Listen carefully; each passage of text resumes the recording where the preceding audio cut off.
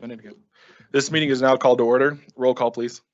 Mrs. Cons, Here. Mrs. Shandy, Here. Mr. Wilburn, Here. Mrs. Yanez, Here. Mr. Salt. Here. This evening, we have a lot of students, and we decided beforehand to see if any of the students would like to lead us in the Pledge of Allegiance. All right, we got a couple. Great. I will bring the mic up, and you guys can all get in a group, and we will say it together. Sound good?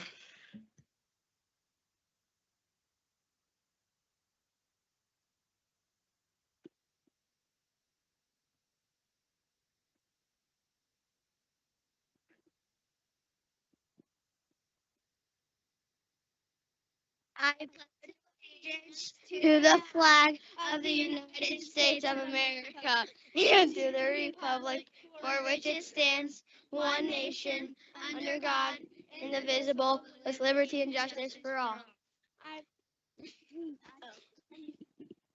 Great job.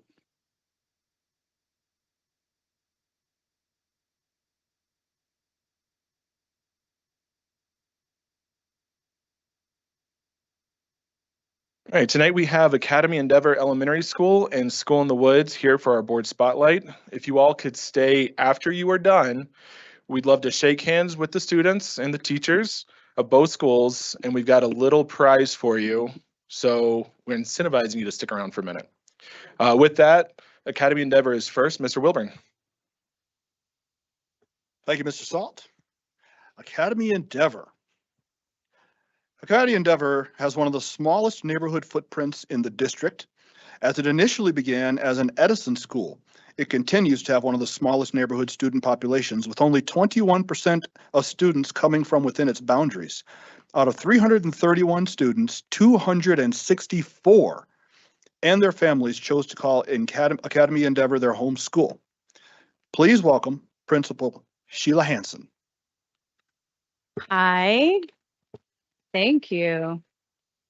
I'm Sheila Hansen. I'm the principal at Academy Endeavor. I have Carrie Mitchell here. She's my assistant principal. Tonight we have some of our amazing students who have been practicing they play the ukulele. So K5, Miss Doyle, this is her second year as our music teacher. And last year, 1 year in, she was like, I want to bring ukulele to the school. It's different. It's not something we do everywhere. Our amazing PTA helped fund ukuleles, so she has enough that they can all play during a class. So they're going to be performing a little bit. And then this year she started a strings club for 3rd through 5th grade students. So a variety of stringed instruments where they're learning a little bit more before school to play. I will let her get her students ready. And do you want to introduce the kids?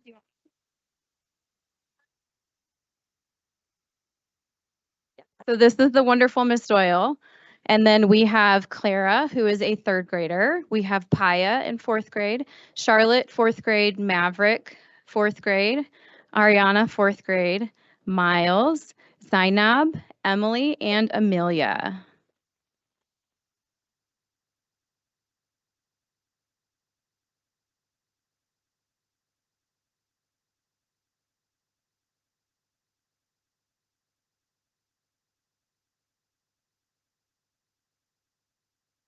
So she chose a combo of kids, some that are in strings and some that are in ukuleles. So some of them will jump in for both and some will just be playing for part of it.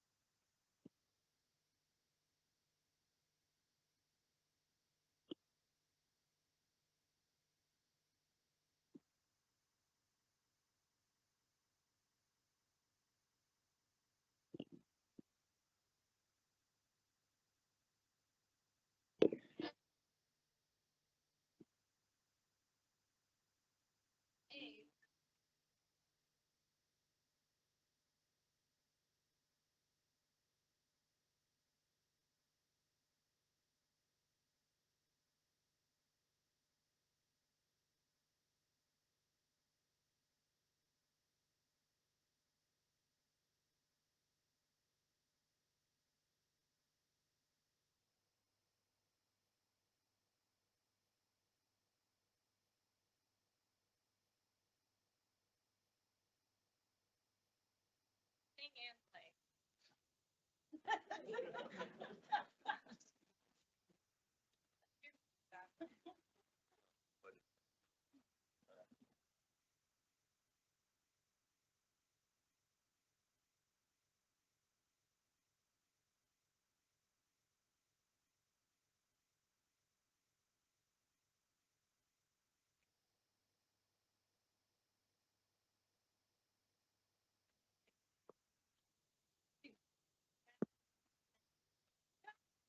The strings on my fiddle, but something got stuck right in the middle. It's my bow, wouldn't you know? It got stuck way down below, but when I set it free, I'll play the open string blues. A 1, 2, ready, go.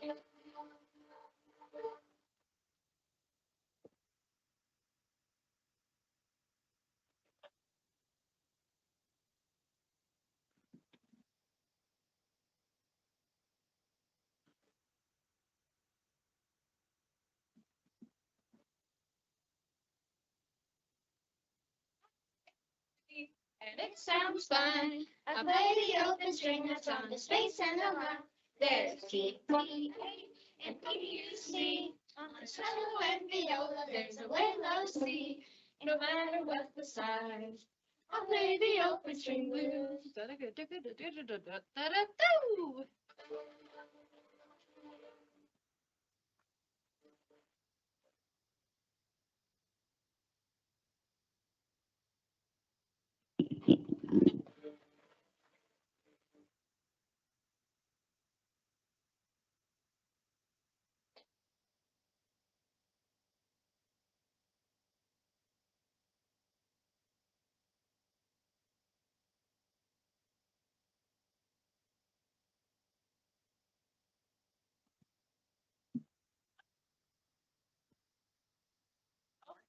Oh, okay, great. Twinkle, twinkle, please.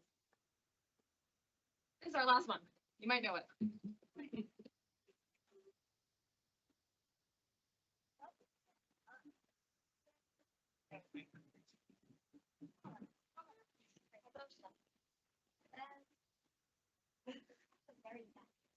Okay, remember, we are using A and B, okay?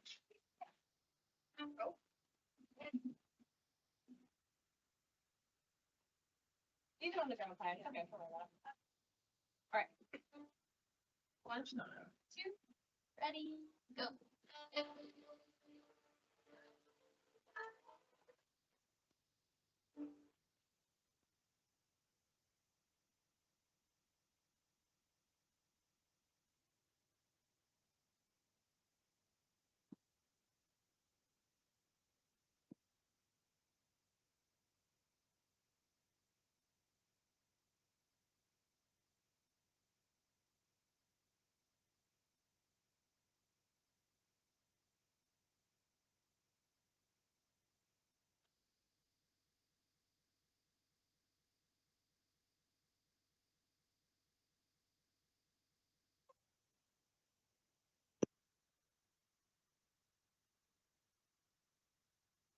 Thank you guys. You did awesome. So this group meets once a week at 7 a.m.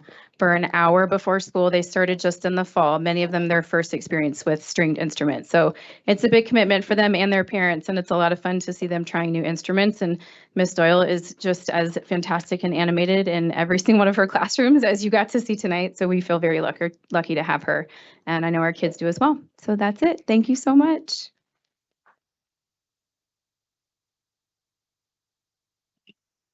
Thank you. And then, like I said, the kids will stick around after we do School in the Woods. We'll do quick handshakes, couple pictures, prizes, and move on. Next is School in the Woods, which is celebrating their 25th anniversary this year. The school has been making the pine needle baskets that they are going to share every year. The pine needle baskets are part of a larger Native American unit where students learn about the different tribes that lived in Colorado. During this unit, they also incorporate our reading standards by learning about Native American folk tales. Please welcome School in the Woods Administrator, Mr. Patrick Perry. Thank you very much. Yeah, so this tradition has been going on for 25 years, and so there's some naturalists here who are from years before. Daisy here, Dakota, Skylar, if you guys will hold up your pine needle baskets from years before. So they've got their pine needle baskets, hold them up. And then our current naturalists, we've got Lucas, Asher, Breck, Anna, and Summer. If you guys will hold up your pine needle baskets right there. So this unit takes about a week and a half as they make their pine needle baskets and are listening to some stories. So I'm going to let Miss Johnson talk a little bit more about that. And we have pine needle baskets started for the board members, and we're going to ask that our naturalists help you guys out. And they've got a couple tips and tricks to start off with. So Lucas, you want to start? What's the first thing? Always feed the gauge. So there will be a metal gauge and you'll want to always feed it with some pine needles, okay? Don't let the gauge fall off. It's kind of stressful. If it does fall off, don't worry. Pull it tight. On the first layer, go through the hole 2 times. So you'll stitch it twice for both of those. Awesome, you guys. And if you'll come up with me, we'll start getting some pine needle baskets out to them. Okay, so this is a really joyous time at School in the Woods. Imagine being out in the ponderosa pine trees with the snow falling down, and you get a sense of what the indigenous youths experienced when they were in the Black Forest working on their pine needle baskets. It is traditional that this is the storytelling time of the year. And so the students are exposed to a lot of different coyote tales, mostly, coyote being the trickster of a lot of Ute and Navajo tales. And then we have the kids start their baskets and they're listening to these stories, and then it allows us to look at that standard of comparative text. And we talk about how are our characters the same? How is the theme the same? Are there plot events that happen? And then we also expand it to other stories that students know of, folk tales, parables, fables, and they listen to those stories and they make connections about stories that they have already read on their own or at school. Then they also get the chance to select their own coyote story to tell.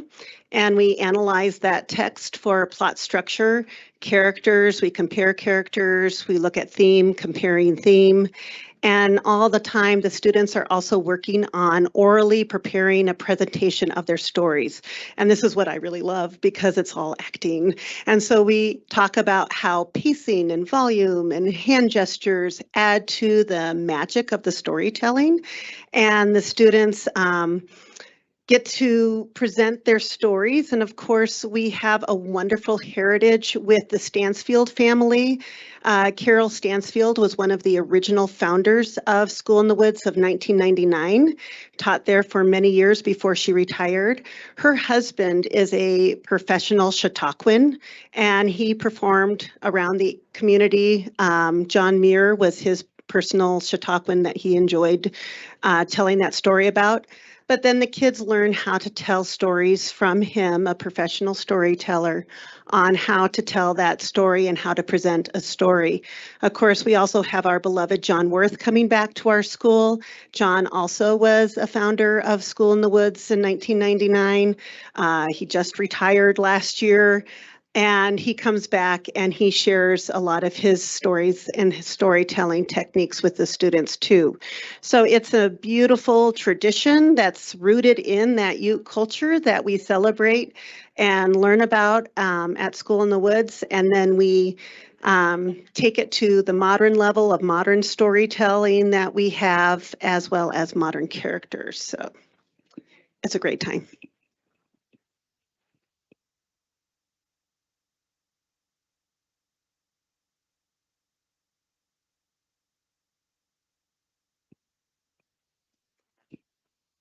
We've got a couple here that we'll just walk around with. Some of these have won awards with the Academy School District. So when we've entered it into some different art competitions. So That's one from a few years ago. Yeah, with a lid. Just like that, so.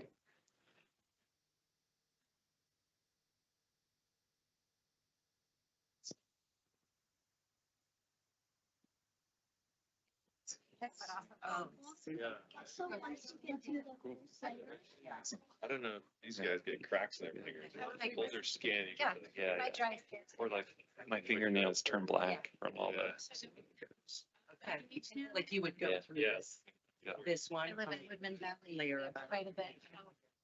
Pine straw, so I So should if you be out there. need feeling it, the survival. you need them in different Yeah. tribes. We actually have to find That you the right learned trees about. with the longest pine needles, you know? Got some pine needles. So I'm just, Two. I know, that's probably the one I think of too. I need a. I grew up in Tucson, Arizona, so we had a lot of different, we had like the Tohono. So like we stop FEMA gauge and it's just full. Yeah. You just go like. yeah, and you stop making your basket. You just, and you're good. And that's it. And these are yours, so if you're a stitcher, you want to take a little bit, not a. I'm sort of. What kind of, this almost feels like. Yeah. It's called sinew. The Native Americans use the actual tendons. So this is just wax with wax string, basically. Cause I've done that one twice. Exactly. Yeah. You gotta keep pulling as tight as possible. Sweet. Pull inside. Awesome. Yeah. I think we're good. So,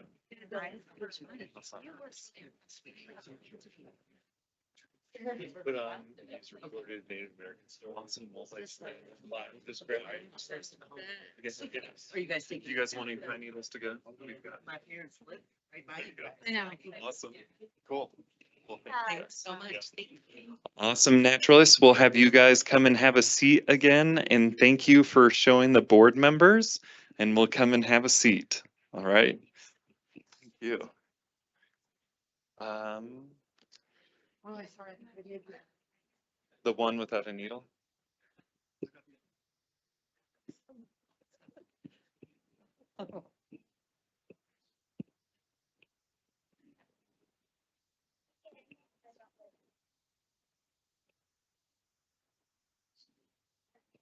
Thank you guys.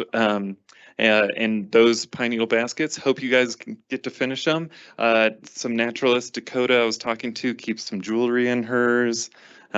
Naturalists before, they keep their Alexa in their basket. So yeah, a little modern and old fashioned. And I don't know who.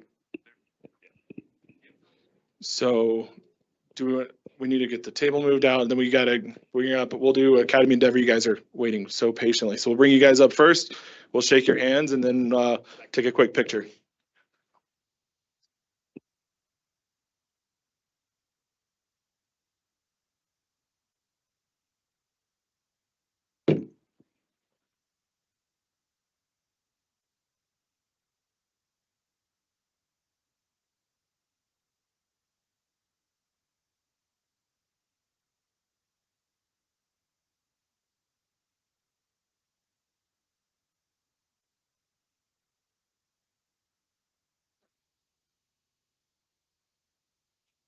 Shake your hand. Great job. Thank you for coming.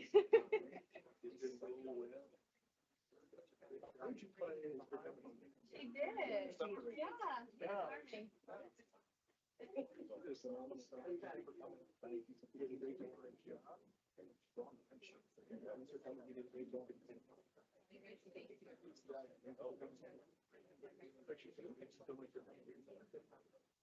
I got it. I got it.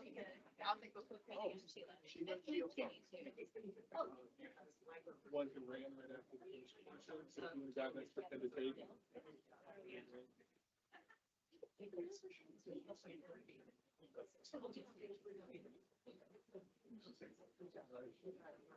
Now, you guys come up here and we can do some.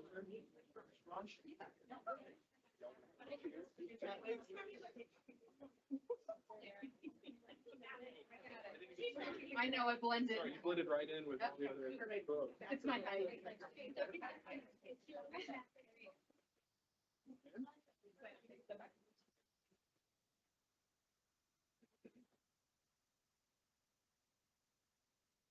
in a little bit. There we go. Real big setback. Okay. On three, say Bart. 1, 2, 3. Get the best smiles. Thank you so much. Thank you.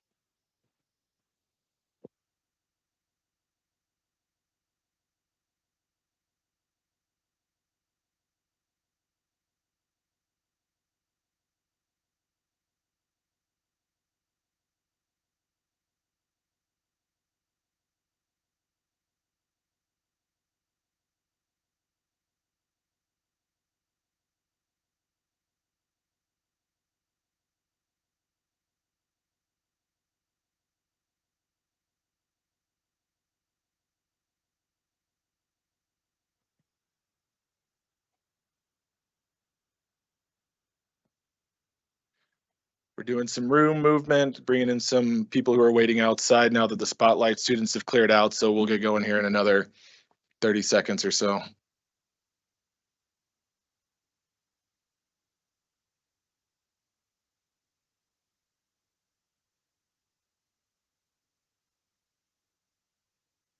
All right. Ms. Mattson Bonet, are there any updates to the agenda? There were updates to the agenda and the board was notified of these. Thank you. Members of the board, are there any items you wish to move from the consent agenda? Are there any discussion items to be added to the agenda this evening? May we have a motion to approve the agenda? Moved. Second. Roll call, please. Mrs. Cons, Aye. Mrs. Shandy, Aye. Mr. Wilburn, Aye. Mrs. Yanez, Aye. Mr. Salt. Aye. Tonight's board quote is from Mrs. Yanez.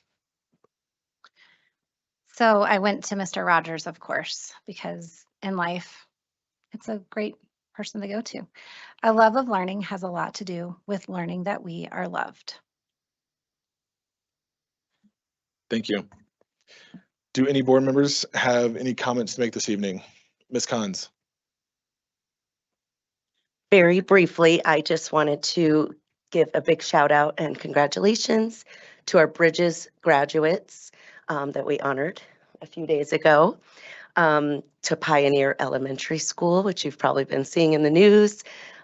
Besides winning that prestigious award, I believe only one of two schools in the state, they also were surprised with $10,000 award from CDE. So very excited for them, and great job to all the staff and students. I enjoyed getting to learn about best practices and meeting more staff, going to a couple school visits with Superintendent Haber. So she goes on 90-minute school visits to every school every semester. So it was insightful to actually get to be with her instead of on my own and hear so much more at Ranch Creek Elementary School in the village. And then lastly, the main reason that I'm just giving comments tonight is I want to highlight Emily Huxtable, who's a senior at Rampart High School, and she's number 30. And she was the first female basketball player at Rampart in almost 30 years that scored over 1,000 points in her high school season. So shout out to her. I've known her since she was 4 years old. So I was super excited to be at that game. And she's an all-star. She has already gotten full scholarship offers for 3 different colleges. So excited to see her go places. Thank you. Thank you. Any other comments? All right. Next, we have Mr. Cameron Smart with some new administrator introductions.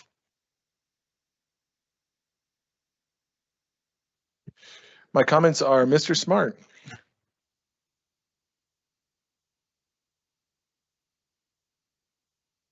Hello. There we go. All right. So for tonight, we're going to introduce. So the first one I am pleased to introduce is Laura Paris. She's right here. She is being recommended as the principal for Legacy Peak Elementary School. And Laura is joined this evening by her husband, Jeremiah. And Laura holds a Bachelor's of Arts in Child and Adolescent Development from California State University, Northridge, California, and a Master's of Arts in Elementary Education from the University of Phoenix. She began her educational career in Reseda, California as a middle school math and science teacher, and then moved to Leadville, Colorado, where she was a 3rd grade teacher, and then Edwards, Colorado as a 5th grade English teacher, and then to District 38 at Palmer Lake Elementary as a 6th grade English teacher and social studies teacher, and then a 4th grade teacher. She did quite a lot before she even came to D20. And then she came to D20 and she was a TOSA for curriculum and instruction and a TOSA for literacy. She's just trying to make sure she's covering all her bases. And then she became the assistant principal at Academy International Elementary School, and she currently serves as the interim principal there. And we are pleased to recommend her for the position of principal at Legacy Peak Elementary School. You like to say anything tonight? Oh, sure. Okay. Sounds like I've done so. I've been in education since I was about 18 years old, so always in education. I'm so happy to be here tonight. I'm so thrilled to be able to have the honor to represent Legacy Peak Elementary. I'm excited to join the staff and the community. Thank you to the board for your time and thoughtfulness. It was very lovely getting to know all of you. Thank you to Ginger for her time and energy that she put into this process, and the interview board that was very thoughtful and intentional in their process as well. And thank you to my husband and my support team at home. I can't do it without them. And all of the wonderful people that came here tonight. I'm beyond grateful and humbled that you are here to support me and also just this next journey. Yeah, thank you to everyone that's in the district that has been on my journey so far.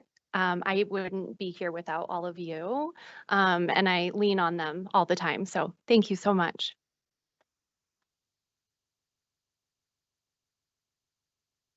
Okay, next I would like to introduce Tony DeMott, who is being recommended as the Director for Budget and Finance.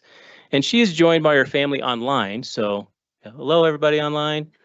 So Tony holds a Bachelor's of Science in Accounting from Regis University, a Master's in Business Administration in Accounting from Louisiana State University.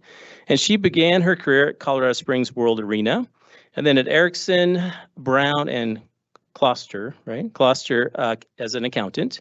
And then she began her educational career at the Classical Academy as a controller. And she currently serves as an accounting and budget analyst with the district. And so we are excited to recommend her tonight for this position of Director for Budget and Finance. Anything you'd like to say? I heard you wrote a speech. Is that correct? Oh, it was kind of.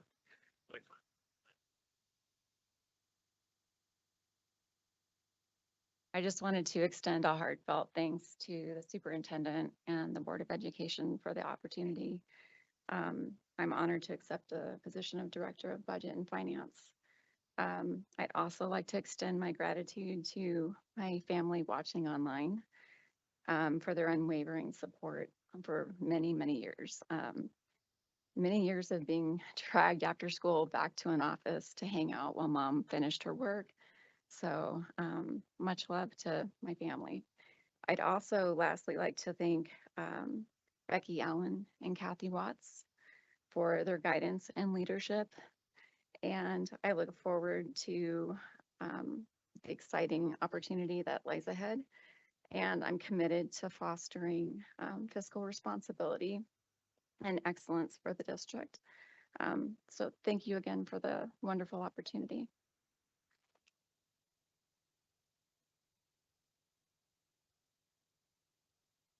Okay, next, I want to introduce Jaleesa Stewart, who is being recommended as the Director for Special Education Compliance. And she's with her husband, Devontae, here tonight.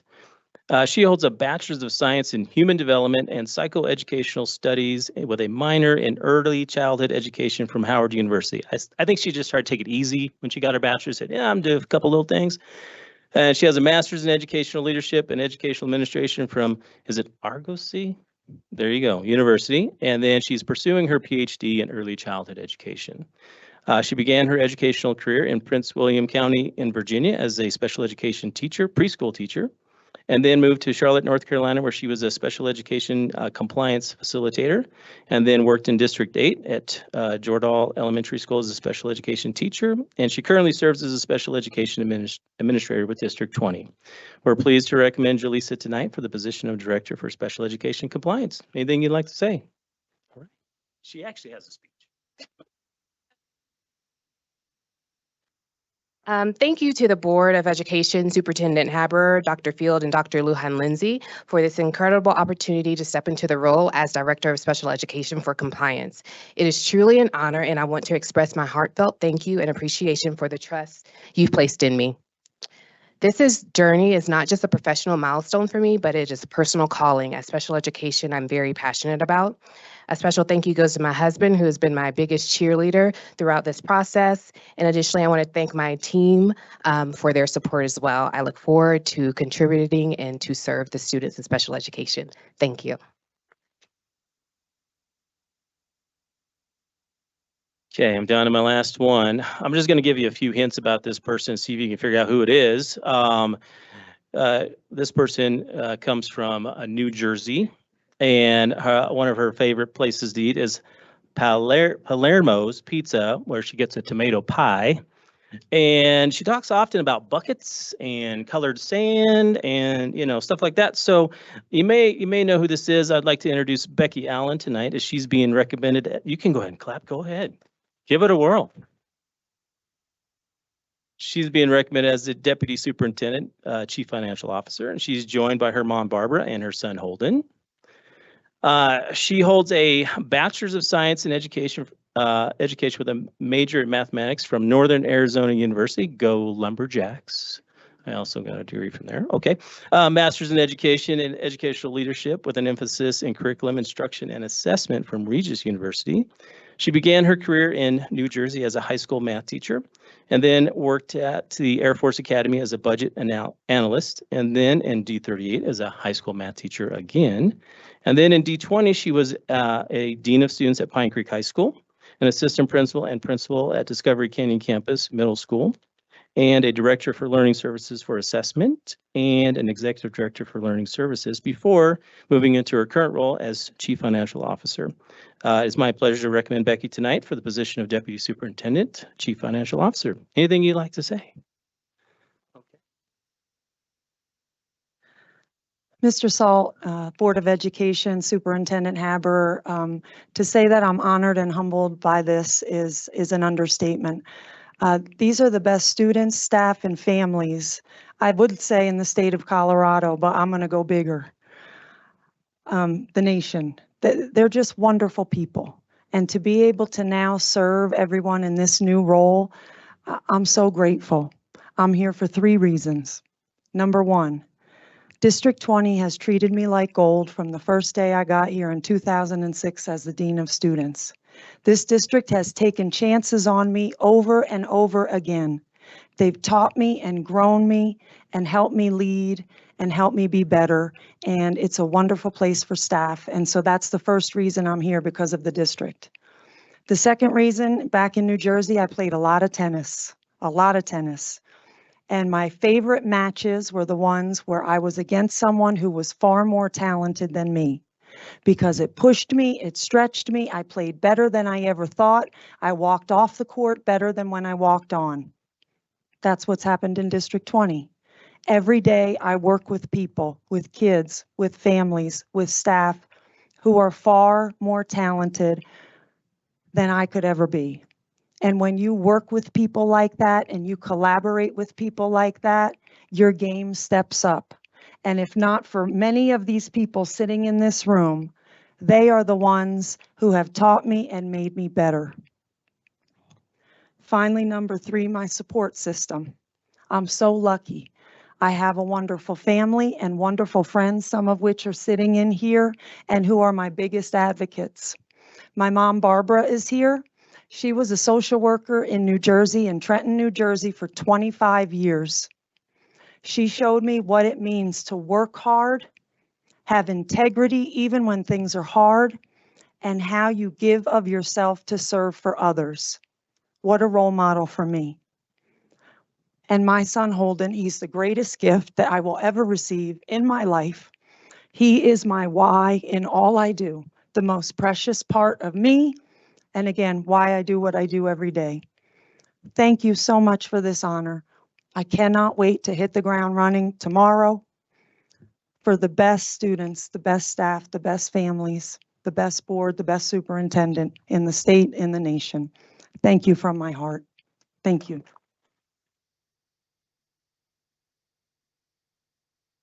Thank you. Thank you. So first, I just want to say congratulations. Second, I want to say if you can wait, once we get through the consent agenda, we're going to take a brief recess. We can congratulate all of you directly. So sit tight for a few minutes. With that, Superintendent Haber, any updates? Yes, good evening. It's so great. I just really want to say thank you for allowing me to join virtually. I am truly enjoying this opportunity and appreciate this opportunity here in Denver at the Colorado Education Institute forum that they are having today and tomorrow, and Dr. Field is with me as well. They have gathered some very innovative superintendents across the state together, and we just had a great discussion today around, what are the strengths that we see in our individual districts and what are some of our challenges. And of course, we all superintendents districts face some of the same challenges. So the brainstorming we've done has just been amazing, and I can't wait to come back and share with you what Susan and I are learning here. So thank you again for allowing me to join virtually. So I will go ahead and get started. If you want to go to the next slide. So as Director Kahns mentioned, it was such a wonderful time at Pioneer Elementary. Last week, we celebrated them getting the ESEA award with Colorado Department of Education Commissioner Susana Cordova. And this award, there were 2 Title I schools in the entire state that were chosen for this award, and Pioneer was one of them. So following what Becky Allen had to say, certainly we are one of the very best in the nation, and we have schools that continue to win awards to help demonstrate that reality of D20. And what was really fun is that I don't think that Principal Hayspear or the students, nobody really knew they were going to get a $10,000 check. And that was a really fun surprise. You can see them there on the bottom, really celebrating with the big check that came across, and they let the students share that. Next slide. And there's just thank you to our Board of Education for being there just to support those efforts. And again, a huge congratulations to Pioneer Elementary and the whole staff and the students. They really are a very remarkable school. Next slide. So board, I just want to thank you so much, those of you that have been able to go with me on the 90-minute visits to schools. It's been so great to have you just experience the excellence that's here in D20, as well as what some of our challenges are. So we had a chance, as Director Kahns mentioned, to go to Ranch Creek Elementary. And their Principal Evans was sharing with us they're really good at really demonstrating on the walls what the focus, what the academic focus is for the students, as well as we just saw some excellent reading instruction and at all schools. As a pattern, I am definitely seeing evidence of principals and teachers using data to help them make decisions on how to best meet the needs of students. I see teachers that are passionate about what they do. And students are just the level of engagement has been so high. So just appreciate being able to walk alongside our board members during these visits. Next slide. So some of the other schools, we were just at Da Vinci Academy Elementary, and it was really fun. The theme for grade level was shadows. And so as the art schools, they had a bunch of shadow boxes up and kids were making shadows and, you know, using play with their puppets. And based on some of the images that they did in the shadows and what they were doing with the puppets, their next step was to go back and write a story about their character, about their puppet or some of the shadows that they made. So I just love the way they were just being so creative with the shadow boxes and then also integrating writing with that. And they do have a brand new mascot. It's there you see Director Shandy and Shandy and I there. It's a bearded dragon. He's only 7 months old. I guess he gets like 3 feet. So I couldn't help but hold him because as a former science teacher. So that was super fun and we enjoyed being introduced to him. Next slide. We also went to Discovery Canyon Middle School. Oops, next slide, there we go. And they're just doing a great job. Again, we are learning more about IB and the middle years program and how they're using that to support that character education with all of their students. Next slide. Mount Ridge Middle School. Director Wilburn and I were there as well, and we saw some great math instruction and had a chance to interact with students, which was always a treat during these visits. Next slide. And Director Kahns and I also had a chance to go to Village High School. And this is kind of like their area downstairs where students can just kind of come together and study. And last time I was there, I saw a ukulele lesson and they play piano down there. It's really a great exploratory space. And I just appreciate the way Village High School tries to really personalize the learning for their students. Next slide. And then when we were, and really, I also want to stop and say, again, it was just such a privilege to be able to host the retirement party for Brett Smith. And during his party, Karina principal came to us from Timberview and just shared this wonderful story. And I said, well, send us a slide because we want to celebrate it. So we'd like to highlight Timberview Middle School special education teacher, Danica Paris. This year, Timberview and Mrs. Paris created a class for students who were significantly below grade level in math in hopes to get them caught up. Since the beginning of the year, 8th grade students in her class have grown from a 3.2 grade level in math proficiency to a 5.9 grade level. That is a huge amount of growth in such a short amount of time in proficiency. And so really congratulations to Danica. And really to Timberview for trying on this new curriculum and really seeing some amazing results from that. Next slide. And congratulations to the Pine Creek High School Unified Bowling Team. They have completed their season and they earned their school letter. So congratulations to them. They look pretty excited there. Next slide. And if you read in the Gazette recently, one of our athletes was recognized. Congratulations to Isabella Burton, who was named a peak performer by the Gazette after completing the swim session. She was recognized for outstanding performance throughout high school. This year, she's been ranked in the top 20 swimmers in the nation through several different clubs. And we're really wishing her the very best as she moves on to swim Division I athlete in Denver next year. Another wonderful example of D20 excellence. Next slide. This is a huge success and a huge shout out to Dr. Pariseau, our Director of Career Technical Education. He hosted for a Parent Academy a career and college and career night. We had over 600 participants show up. Like he said, it was like standing room only for many of those sessions. And so with 2024, 2025 high school course registration around the corner, school choice window open, the D20 College and Career Services hosted their annual student and parent information night at Chinook Trail Middle School, which was last Thursday.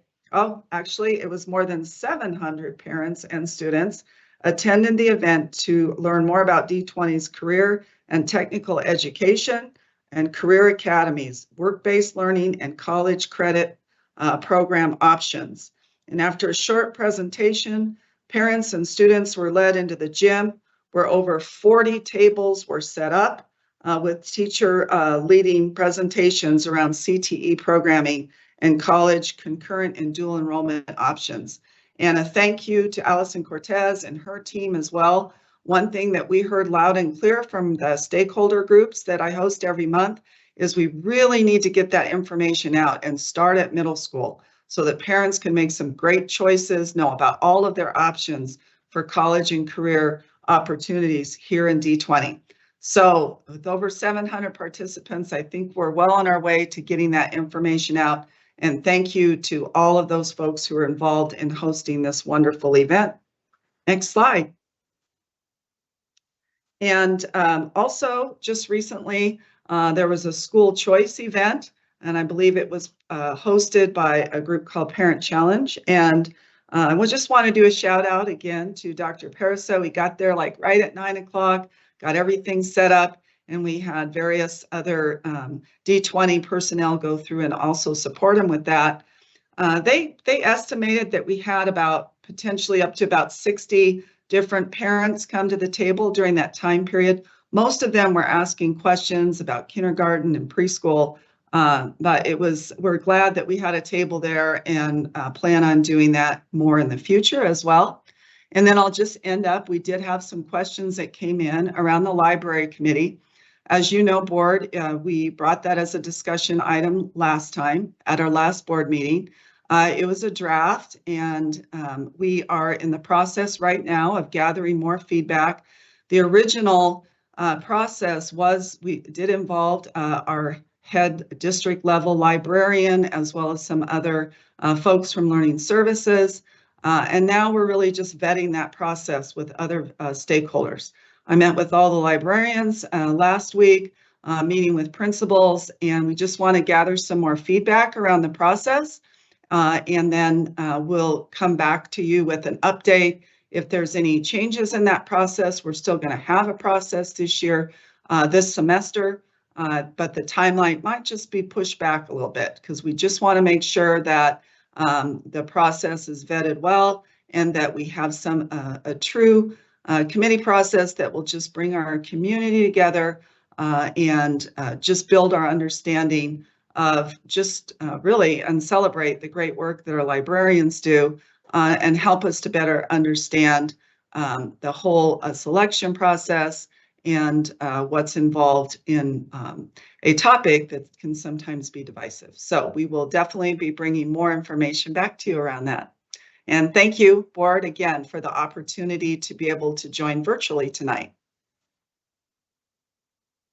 Thank you, Superintendent Haber, and glad you're able to spend the time up at that conference and have the opportunity to call in. Next, we need a motion to approve the consent agenda as posted. Moved. Second. Roll call, please. Mrs. Cons, Aye. Mrs. Shandy, Aye. Mr. Wilburn, Aye. Mrs. Yanez, Aye. Mr. Salt. Aye. All right. We have about 31 people online now. We were up to about 37, 38 a few minutes ago. So we're rocking and rolling. At this time, we're going to take probably about a 7-minute break. We'll come back at 6 o'clock. Thank you.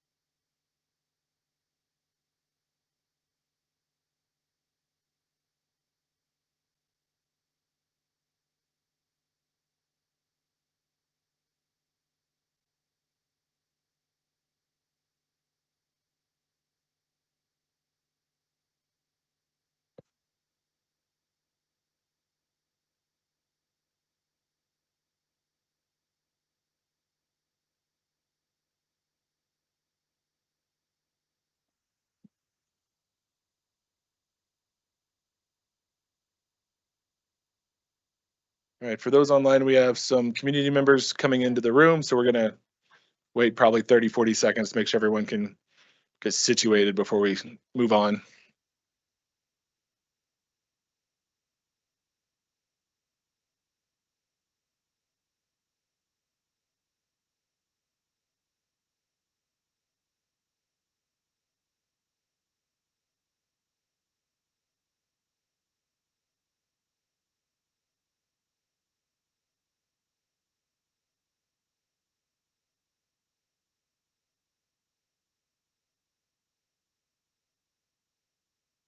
All right, there were no items pulled from the consent agenda, so next we move on to our information items. First up is the report of the Citizens Bond Oversight Committee, Superintendent Haber. Yes, that would be Ms. Becky Allen, Deputy CFO Superintendent. Sorry, could you try that again? Oh, sure. It would be Ms. Becky Allen, Deputy and Chief Financial Officer. Thank you. I'm off to a bang here this evening. So I'd like to introduce Mr. David Brockway. He is the chairperson for the Citizens Bond Oversight Committee, and he has been there literally from day one. And we're just so pleased to have him. And Mr. Brockway, the podium's yours. Thank you. Of course, is the microphone on? Yes, it is. Okay, thank you. I'm a co-facilitator of the Citizens Bond Oversight Committee, and this group was formed in 2017 for oversight of the bond, the $230 million bond that was approved in the fall 2016 election. I can give you the brief summary. Chris Garnhart briefed our group when we met on January 24th, when we covered the last 3 months of 2023. All the months look pretty much the same. Spent about $51,000 in October, $51,000 in November on various bond projects, and most of that was offset by interest earnings of monies that are in the bond fund. So not a ton of activity going on in the project, and you can kind of see that because of the academic calendar and those kind of things. But the overall bond project is 95% completed. Of a $230 million bond project, there is about 14 million remaining to go. And with that 14 million of obligations that we have in the construction world, we've got about $1.4 million in contingency funds. So that's a cushion of about 10% built in. So we feel that that's a pretty safe place to be. Would mention the work that remains really is in the facility audit category, and Mr. Garnhart will probably cover some of that, but it's things like $1.7 million of facility audit work, technology infrastructure, about $2.4 million remaining to be implemented there, and then additional board approved projects, about $6.6 million. I mentioned those. The two notables there are the Mountain Ridge Cafetorium, which I believe just wrapped up and is open. Is completed, and then one that's in process is the transportation center and the improvements being made there and the expansions to that. And those were projects that, because there were premiums when the bonds were issued, because this process has been well managed and there have been cost savings on some of the large capital expenditures and buildings that we've built, those projects were be able to be added to the bond language. And also, not to forget the purchase and the renovation of the Village High School too. That was part of the extras that showed up there. Would just mention that this bond has provided 2 new elementary schools, the Challenger Learning Center, new middle school, expansion and remodels at all of the district schools, including TCA. These projects have been substantially completed, as I said, 95%, and delivered. And I think the building fund, the Board of Education, and the district leadership can all be proud of that accomplishment. So we will have our next meeting. We meet once a quarter. We'll meet in April, and I'll be briefing the Board of Education soon after that. And I welcome any questions. Mr. Chair. Ms. Handy. Great report. Thank you so much. I would love to see in the future your estimated cost and your actual cost as a column. That would be really helpful. Okay. Thank you. Noted. Thank you. Any other comments? Director One Whitmer. comment, Mr. Salt. So this is the committee that I sit on, and the committee met for the first time since I've been on the board a couple weeks ago, whatever it was, when we met. And I just want to tell them that the stakeholders in the community, those in the room, those online, those not here, the level of competency and accountability with which this very large sum of money is being handled is exemplary.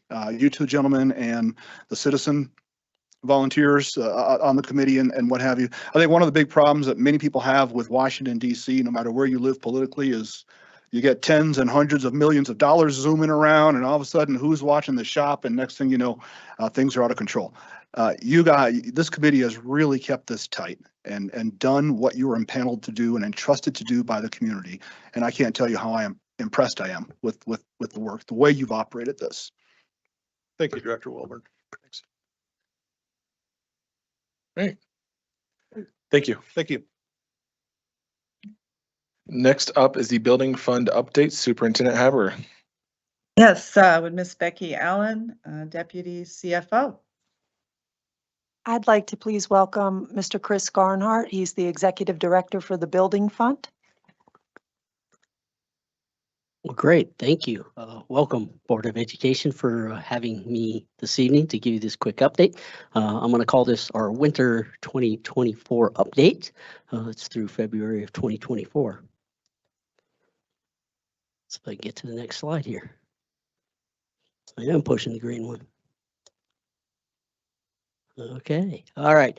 Let me start off with the facility audit projects. So the first projects listed on the top of this slide are the Rampart and Liberty High School swimming pool equipment upgrades. The intent behind those two projects is to replace the equipment that operates the pool. We just started Rampart about 3 weeks ago. They've gotten most of the demolition done, and we're scheduled to finish that project probably near the end of April, beginning of May. As soon as we finish that project, we'll move over to Liberty High School and do the same basic project over there. Then we have some replacements of some windows at Aspen Valley Middle School, Prairie Hills Elementary School, Warden Roberts Elementary School that will start spring break and it'll roll into summer break. So we won't do it during the school, but there are probably about 15, 20 windows at each school that we'll be pulling out and replacing one for one. And then we have a few more facility audit projects that we're collaborating with facilities management in a couple of categories to finish spending the rest of the facilities audit money. Next slide. Okay, so this is a picture of the Rampart High School pool that is drained. So you can see now the Rampart team is going over to Pine Creek to practice, and they're hosting meets over there at the Pine Creek swimming pool. It was kind of interesting. I talked to Andy Parks the other day, the athletic director, and he said, I didn't know how challenging that was to go to another school to practice, but he thought it was kind of interesting. Next slide, please. Okay, so this slide has two pictures on it. One, the upper left-hand corner is a picture of the mechanical pool room at Rampart High School. You see some grading in there. Below that grading is a pit that has what you see in the lower right corner, what's called a sand filter. That's kind of the old technology behind filtering swimming pool waters. So the water from the pool comes into the sand filter. That's how it gets filtered and pushed back out to the pool. Next slide, please. Now, back up one, please. There you go. Thank you. So what you'll see in the bottom right-hand corner is a picture of the Pine Creek High School mechanical room pool. And I've labeled the pool boiler and the filter tank. Those two same pieces of equipment, like equipment, will go into that Rampart mechanical room pool. And that's what will filter and heat the water in that pool. Just to give you an idea of how well the new filter will work, it'll filter down to 1 micron, which is I think it's 1/1000th of a millimeter, something like that. It's a very small part, so it should keep the water very, very clean. And then also to maintain the water quality in all of our pools, it'll be a UV system where UV light hits the water, has a tendency to destroy the bacteria a little bit better. Next slide, please. And then this is a picture of the cafetorium at Mountain Ridge Middle School that's completed. So what you'll see there is if you look at the area in the back that's all black, that's the back of that stage. And they're in the process of using that now. They've been, that's been turned over to them. We're waiting on a couple of components. There's a couple of operable partitions that won't arrive till mid-February. And when they get here, we'll get them installed. And then upcoming here shortly we'll kick off the construction of our transportation expansion project, which means we'll be building a new building, which you see off in the picture that's labeled new metal building for bus maintenance operation. Once we complete the construction of that building, we'll move that operation in there and do some renovation in the existing building, basically building a new larger dispatch area and a better, larger, I'm going to call it a driver's lounge is probably the better term for it. So I don't want to call it a driver's waiting room or any of that kind of thing. And then we'll move the trainers that do the training for all of our bus drivers from a portable into that building as well. And this is kind of a rendering with the colors of what it'll look like when it's completed. And then we had some core network switches that have been arrived and are being installed. So they're working on. They just got a few components left to put together and put in place and get them up and operating.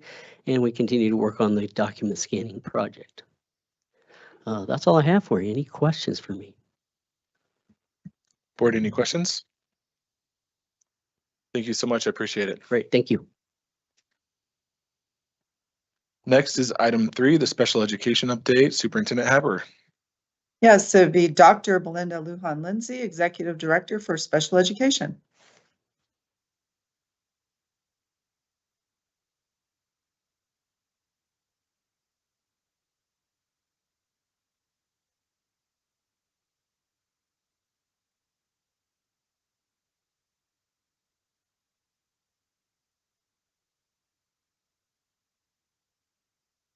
Good evening, everybody.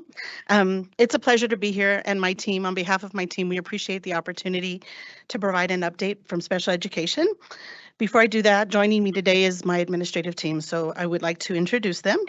First up is Dr. Becky Harris. She's our Director for Curriculum and Instruction. Jaleesa Stewart, who is now our Director for Compliance. Lisa Brandt is our Special Education Administrator. And Taylor May is our Special Education Administrator, who is responsible for our new program that you will hear a little bit more about today. So our first update this evening, I want to make sure I'm aligned with the PowerPoint, so thank you, is just to share some information. We participated in a facilitated assessment with the Colorado Department of Education.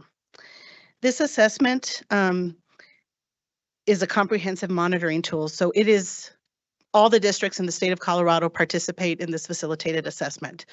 District 20 was one of a cohort that went first, but all school districts will go under this monitoring system. So it assists us as the AU to look at our policies, procedures, and our practices and how they affect the outcomes for students with disabilities. I think it's important to note that this particular assessment did not seek feedback, particularly from parents or staff regarding culture, staffing, or specific programming in our district. It was really about the indicators we're going to go over this evening and how we measure up against those indicators as a school district. The activity wasn't directly tied to specific concerns, and there's no formal report. I think a question came across to us if there was an actual report. There wasn't. We took notes. We had a collaborative conversation as a team, and we are supposed to reflect on that, grow from that, but then create a 4-year action plan on how we're going to improve our practices in the district. The facilitated assessment is centered around those indicators that I just mentioned. We receive data regarding our performance, and it compares us to state established targets and then state performance. The team consisted of case managers across the district, across all levels. It consisted of special service providers, so a social worker, a psychologist, an OT, a PT, a nurse, and then we invited building administrators to join us to understand more about special education. So in that assessment, we reviewed 4 domains, and that took place on September 27th and 28th of this school year. It's important to note that the data is based on 2020-2021 data, so a couple of years in arrears. The 4 domains are child find and initial evaluation, free and appropriate public education and delivery of services. Domain C is school completion and discipline, and domain D is least restrictive environment and placement. So basically, we had a facilitator from CDE come. We went over each of these domains that I just mentioned. We looked at our percentages, and then we talked about whether that was at the target, above the target, below the target, and if it was, why? What are our practices in place that are supporting what we do, or are there some areas of growth that we need to adjust in order to increase outcomes? So I will go over the results. So our first one, if you'll notice just before I get started, there's a dark blue tab that names the indicator that we reviewed, and then just below that is a description.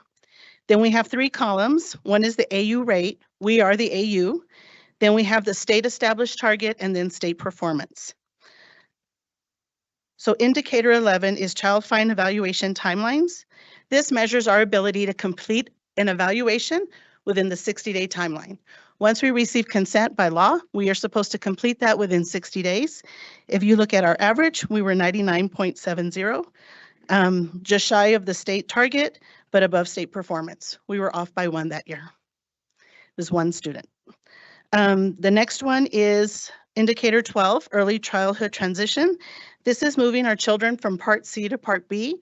In other words, going from baby to age 3, preschool age, entering the public school system. Our goal is that when we transition those students by age 3, they have an IEP implemented when they enter school. If you'll note, we are at 100% for that category. We met the target and we are above state performance. And Jaleesa is going to share a little bit about the structures that we have that get us to that 100%. All right, so domain B, that's indicator 7A, 7B, and 7C, preschool outcomes. That is from the Teaching Strategies Gold Assessment that is put on from CDE. They have a beginning of the year checkpoint, a middle of the year checkpoint, and then the end of year checkpoint. And what you'll notice is domain or outcome 7A says social emotional skills. That comes from that assessment. You'll see 1 and 2 underneath. So 1 is the expectation. So children who are in preschool, typically in the afternoon programs, are 4 and 5-year-olds, and the rate that they increased by the time they exited the program to transition to kindergarten. And that number only includes students with disabilities. Then number 2 is what students were at age expectations within the preschool program before they transitioned over to kindergarten. So if you notice on outcome 7A and 1, we met the state target for 1 and 2. Here we go. And then for outcome 7B, which is the acquisition and use of knowledge and skills, including early language and communication and literacy. For 1, we were a little below the state target, and for 2, the same. And then outcome C, for 1, we were a little below the target, and for 2, we met the state target for those domains. It's important to mention that this was coming out of COVID, where most of our learners were online and isolated from their peers. We were able to take this data to our preschool PLCs. Or actually, it was 2 teachers who led that process. They reviewed the data and kind of worked together as a team to kind of talk about what structures and things that they can put in place to improve those numbers.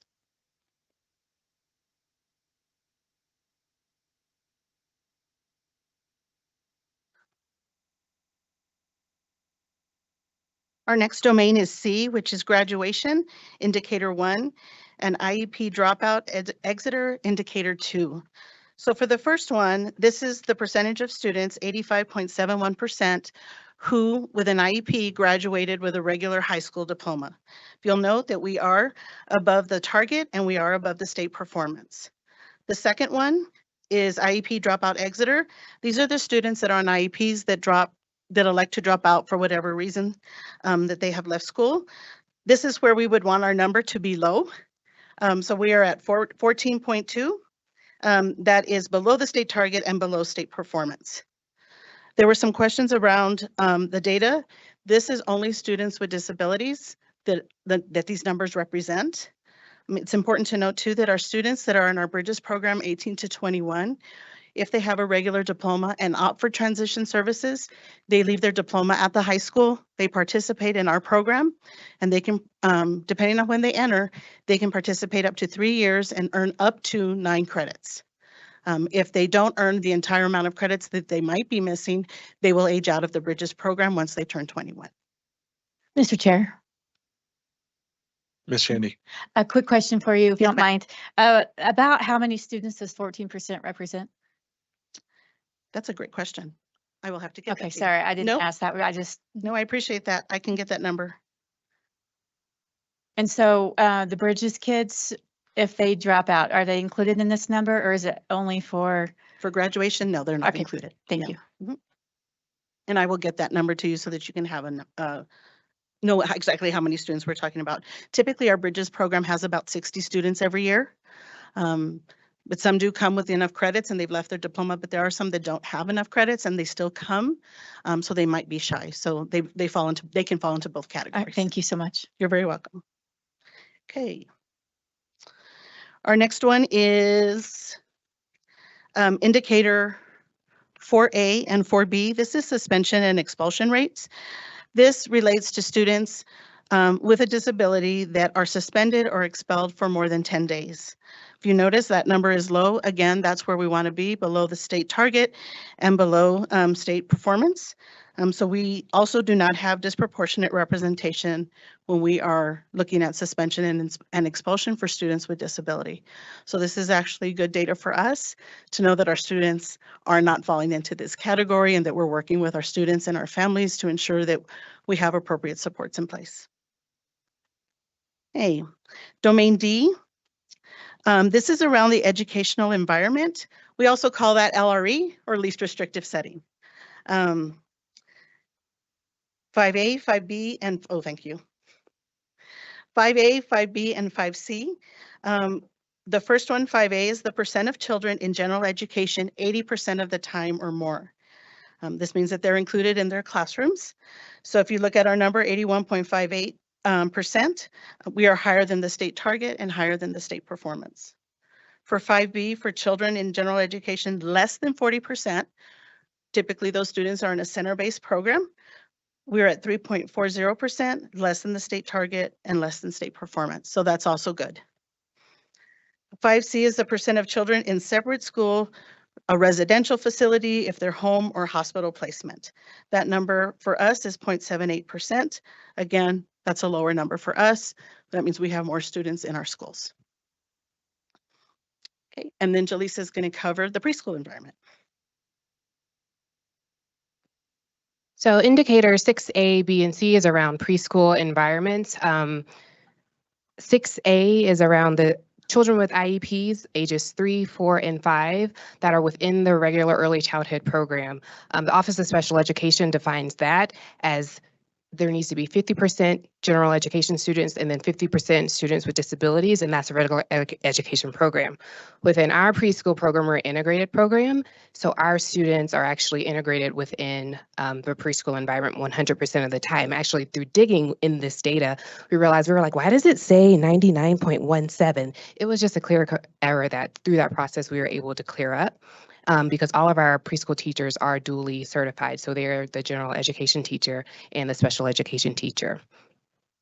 And then you'll notice that 6B and 6A say 0%. So we do not have any preschools that have self-contained classrooms. So that would be students with disabilities that do not have any access to general education peers like you may see in some varying districts. So that's why it says 0%, and we are on target for that with the state. We have a good inclusion rate for our preschool programs.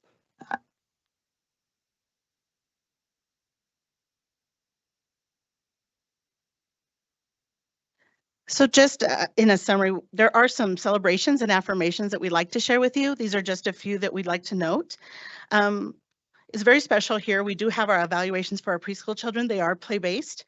All of our staff that participate in the child find process have gone through extensive training to ensure that they can provide that evaluation in that type of setting. Our child find process is efficient and compliant at 100%. That is typical for our child find process. They work really hard to get those evaluations done. When a student is eligible, they work to get that IEP completed. The team noted that it is good that we have special education facilitators that can help case managers throughout the district. And for that year, we did complete 343 timely evaluations for students. Areas of growth. These are some things that we noted. We will identify and track students with disabilities that are opting for a GED. Just because a student opts out for a GED, if they have related services, we are still responsible to provide those related services through the age of 21. So we are going to track them and make sure that they get those services. We are going to address the challenges of a site-based district with the federal requirements under IDEA, understanding that the process is what we have to follow and adhere to, and making sure staff have that training. We are going to enhance our goal writing, our progress monitoring, and IEP writing. The better we do, the better outcomes for our students. We are also going to train our staff on functional behavior assessments and writing behavior intervention plans. That is the facilitated assessment. Taylor is up unless you have a question for me. Good. Good evening. Before I share with you details and the committee's final name recommendation for this new special education program, I would like to point out that this committee followed administrative policy FFR throughout our process. This is a process timeline for your review. As you can tell, we started August 2023 by selecting committee members. Committee members were selected based off recommendations as well as a few volunteers. Committee members met throughout the month of September several times. During this time, we talked about the development of the new program. We brainstormed new name options and considered those options, as well as voting throughout the process. We finished up, looks like October 4th, with our final discussions as well as our final votes. This committee represents all three levels within our district, so elementary, middle, and high school. Committee members include teachers, special service providers, amazing District 20 parents, community members, administrators, and I think that includes everyone. The committee generated and considered 9 total names. From these 9 names, we were able to narrow it down to 3 at the end of September. Those 3 names being Aspire Learning Academy, Elevate, and Strive Learning Academy, with our final recommendation as Aspire Learning Academy. Just over 66% of our committee members selected that as their #1 name recommendation. I personally love the name Aspire Learning Academy and want to thank all of our committee members for the time they put into this at the beginning of the school year and their dedication to this new special education program.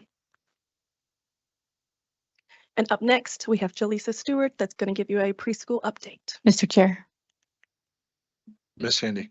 real fast, Taylor. Yes, Just for my background knowledge, how were committee members chosen? Recommendations as well as a few volunteers. All of the committee members, though their connection to the program is vastly different, have some type of vested connection to this program. When we announced that we were designing a new special education program, chatter amongst the district did spread, and I had several people who contacted me individually and asked, could I be a part of this? I'm really excited for this new program and I want to kind of take part in the experience. Awesome, thank you. You're welcome. All right, let's talk about preschool again. So with our preschool classrooms, we are a play-based program, so that just basically means learning through play. We have 3-year-olds that come in the morning and 4-year-olds that come in the afternoon, and it's 4 days a week. That Friday for teachers is planning, cleaning, lesson planning, doing their PLCs. Again, our teachers are duly certified, having that master's in early childhood special education. There are 2 paraprofessionals that are also in the classroom, and they can get up to 15 kids within the classroom. And we, again, have 50% of general education students and 50% students with disabilities, and we utilize Teaching Strategies Gold. Some partnerships that we have is with CPCD Head Start program. We actually house the Head Start program at High Plains Elementary. The Resource Exchange that we also partner with that serves our babies who are 0 to 3 until they transition into preschool, as well as Joint Initiatives, which is our local coordinating organization for universal preschool. And then we also partner with community-based preschools as well. Preschool sites and where they're located. So we have 17 classrooms with at 13 schools. You'll see it noted where there's more than one classroom, and then the map of where they are throughout the district. So who do we serve? We only serve students who live within District 20, and that's basically because of the running wait list that we always have. The totals you see there is as of 1/25/24, our total number of students is 430, with students on an IEP being 178. It's important to note that we have to save slots for students on an IEP, so all of our slots may not be full. So if a student moves out of state or transfers into the district, we have to legally serve them, which is why we have to hold slots for those students with an IEP. So that's why the numbers could look a little bit different, because we have to hold those seats. All right, and what is preschool child find? So preschool child find, so I'm a mom, I'm noticing my kid isn't talking or speaking like some of my friends' peers. They can call the district office to our child find coordinator and say, hey, I have some concerns. Our preschool office will schedule a screening for the kiddos, and based on that data, they'll decide whether they need to move forward with an evaluation or if there's just some community resources that we need to refer them out to. Through that process, we evaluate kids ages 3 to 5 through a multidisciplinary team. And we also, most of our staff who is within that team are trained in play-based assessments. It's also important to note that we do work collaboratively with libraries, community preschools, doctors' offices, Head Start to get the word out, to get families to come in. And we've also have gone to various public places to hand out flyers to also get the word out to families as well. Mrs. Stewart, I'm sorry, may I ask a quick question? Yes. Is this available to any in-district child who's not in our preschool program yet? Yes, so they might have been staying at home with mom, 3 years old. They call and say, hey, I have some concerns. So any family, it's free. They call and say, I have some concerns, and they're scheduled for a screening. And then based on that would move to an evaluation. Okay, thank you. Yeah.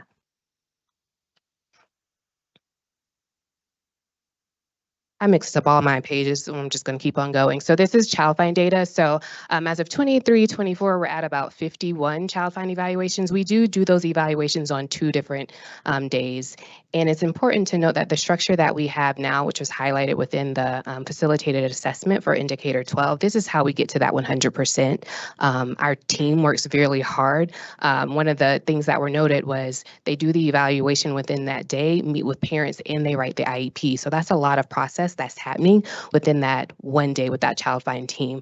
And then we also have a placement committee that kind of looks at what the students' needs are and kind of basically looks at their homeschool and then tries to get them as close to their homeschool as possible if we don't have a preschool within that homeschool. And now I'll introduce Dr. Becky Harris. Mr. Chair, Ms. Shandy.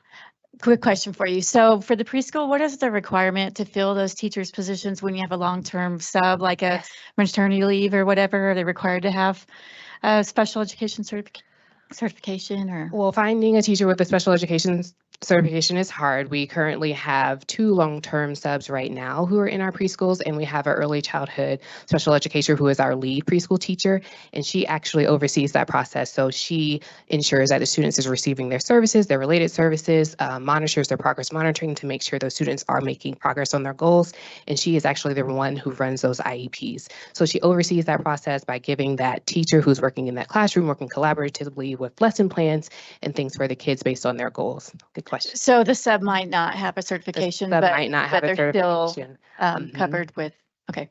Yep. Thank you. Yes, of course. Any other questions?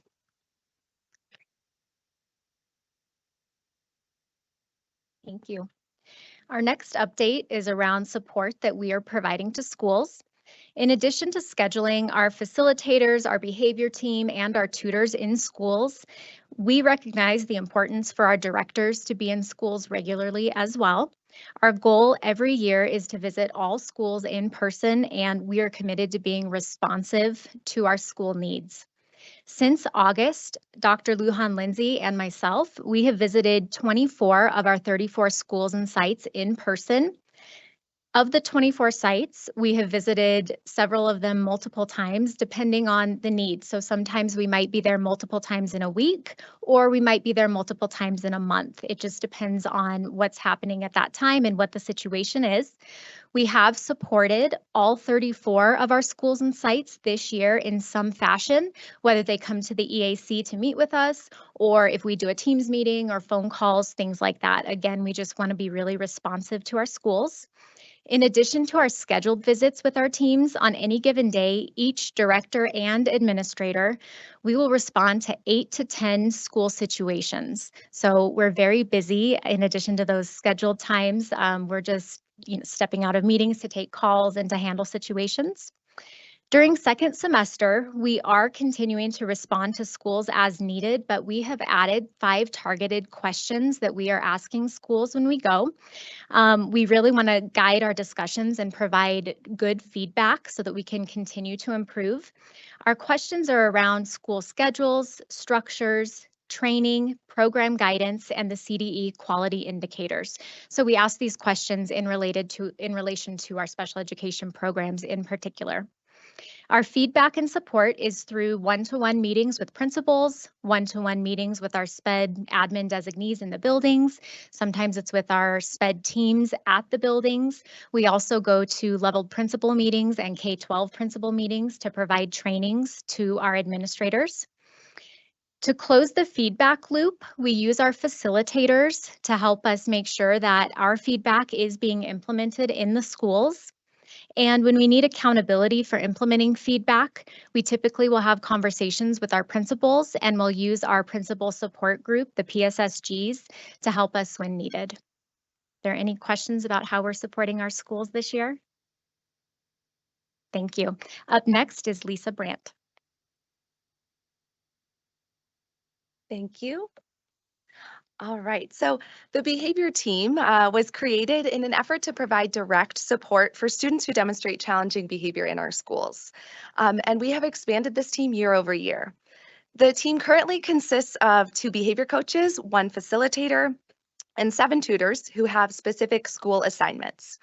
The purpose of those assignments is to ensure that schools are clear on who their point of contact is and receive ongoing and consistent support. Additionally, we have 1 board certified behavior analyst or BCBA and 3 registered behavior technicians or RBTs. Those team members are not assigned to specific schools and they are deployed on an as needed basis. Guidance for our use of BCBAs and RBTs in the schools is under continuous review to ensure that we are providing equitable support across our district. All right. Our behavior team provides a variety of support, and we provide support to all students in the district from pre-K all the way up to our transition age 21. We also serve a wide range of student needs, from those with no plans, so we're helping teams create some MTSS plans and put support plans in place, all the way through students who have IEPs and may be receiving services in our center-based programs.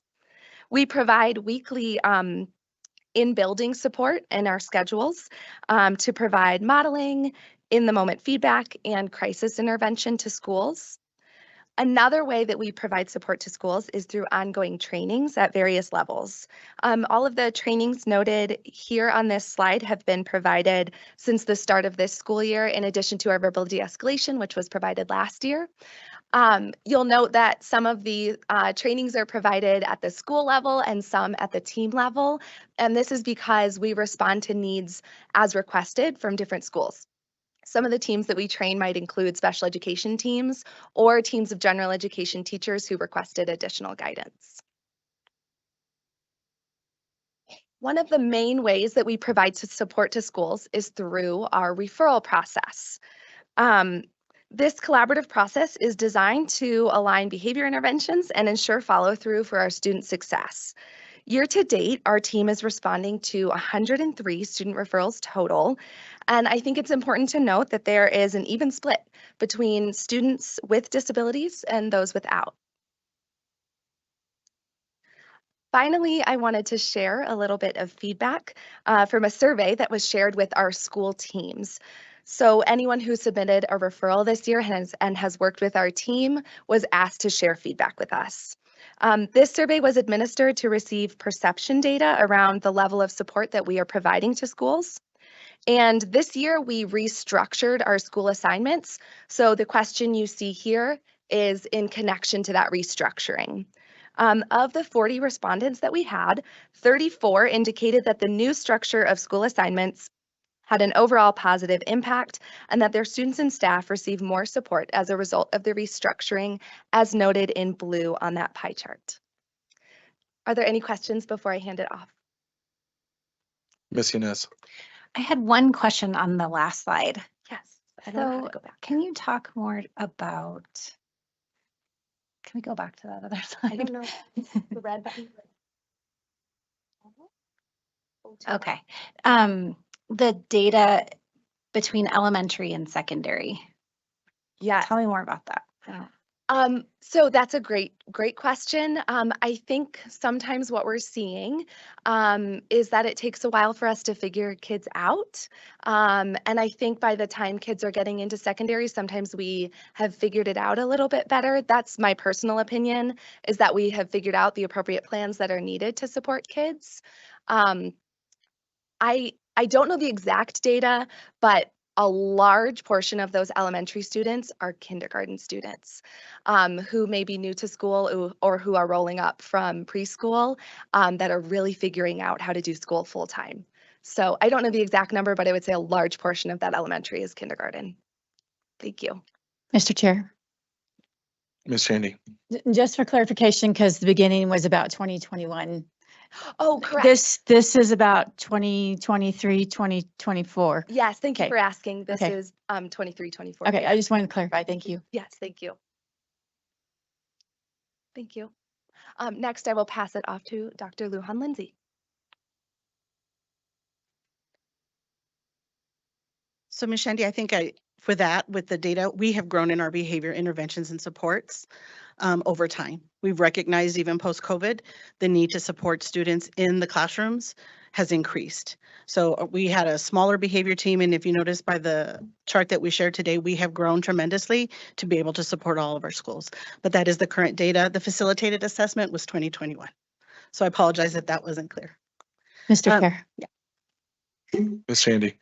Thank you. And just regularly, is it always such a 3 or 4 year back? Now that is the standard process and procedure. We are always in arrears with our data. And that far back? Yes. Okay, thank you. Yes. And I would assume that we probably went further back because of COVID too. But I think about 10 years ago when my predecessor was here and they did a similar kind of monitoring assessment, the data was just as far behind. Okay, thank you. Hey, I did have a question from the board around parent concerns. So I just wanted to briefly go over the steps that we take when we get a concern in special education and share with you the things that we do.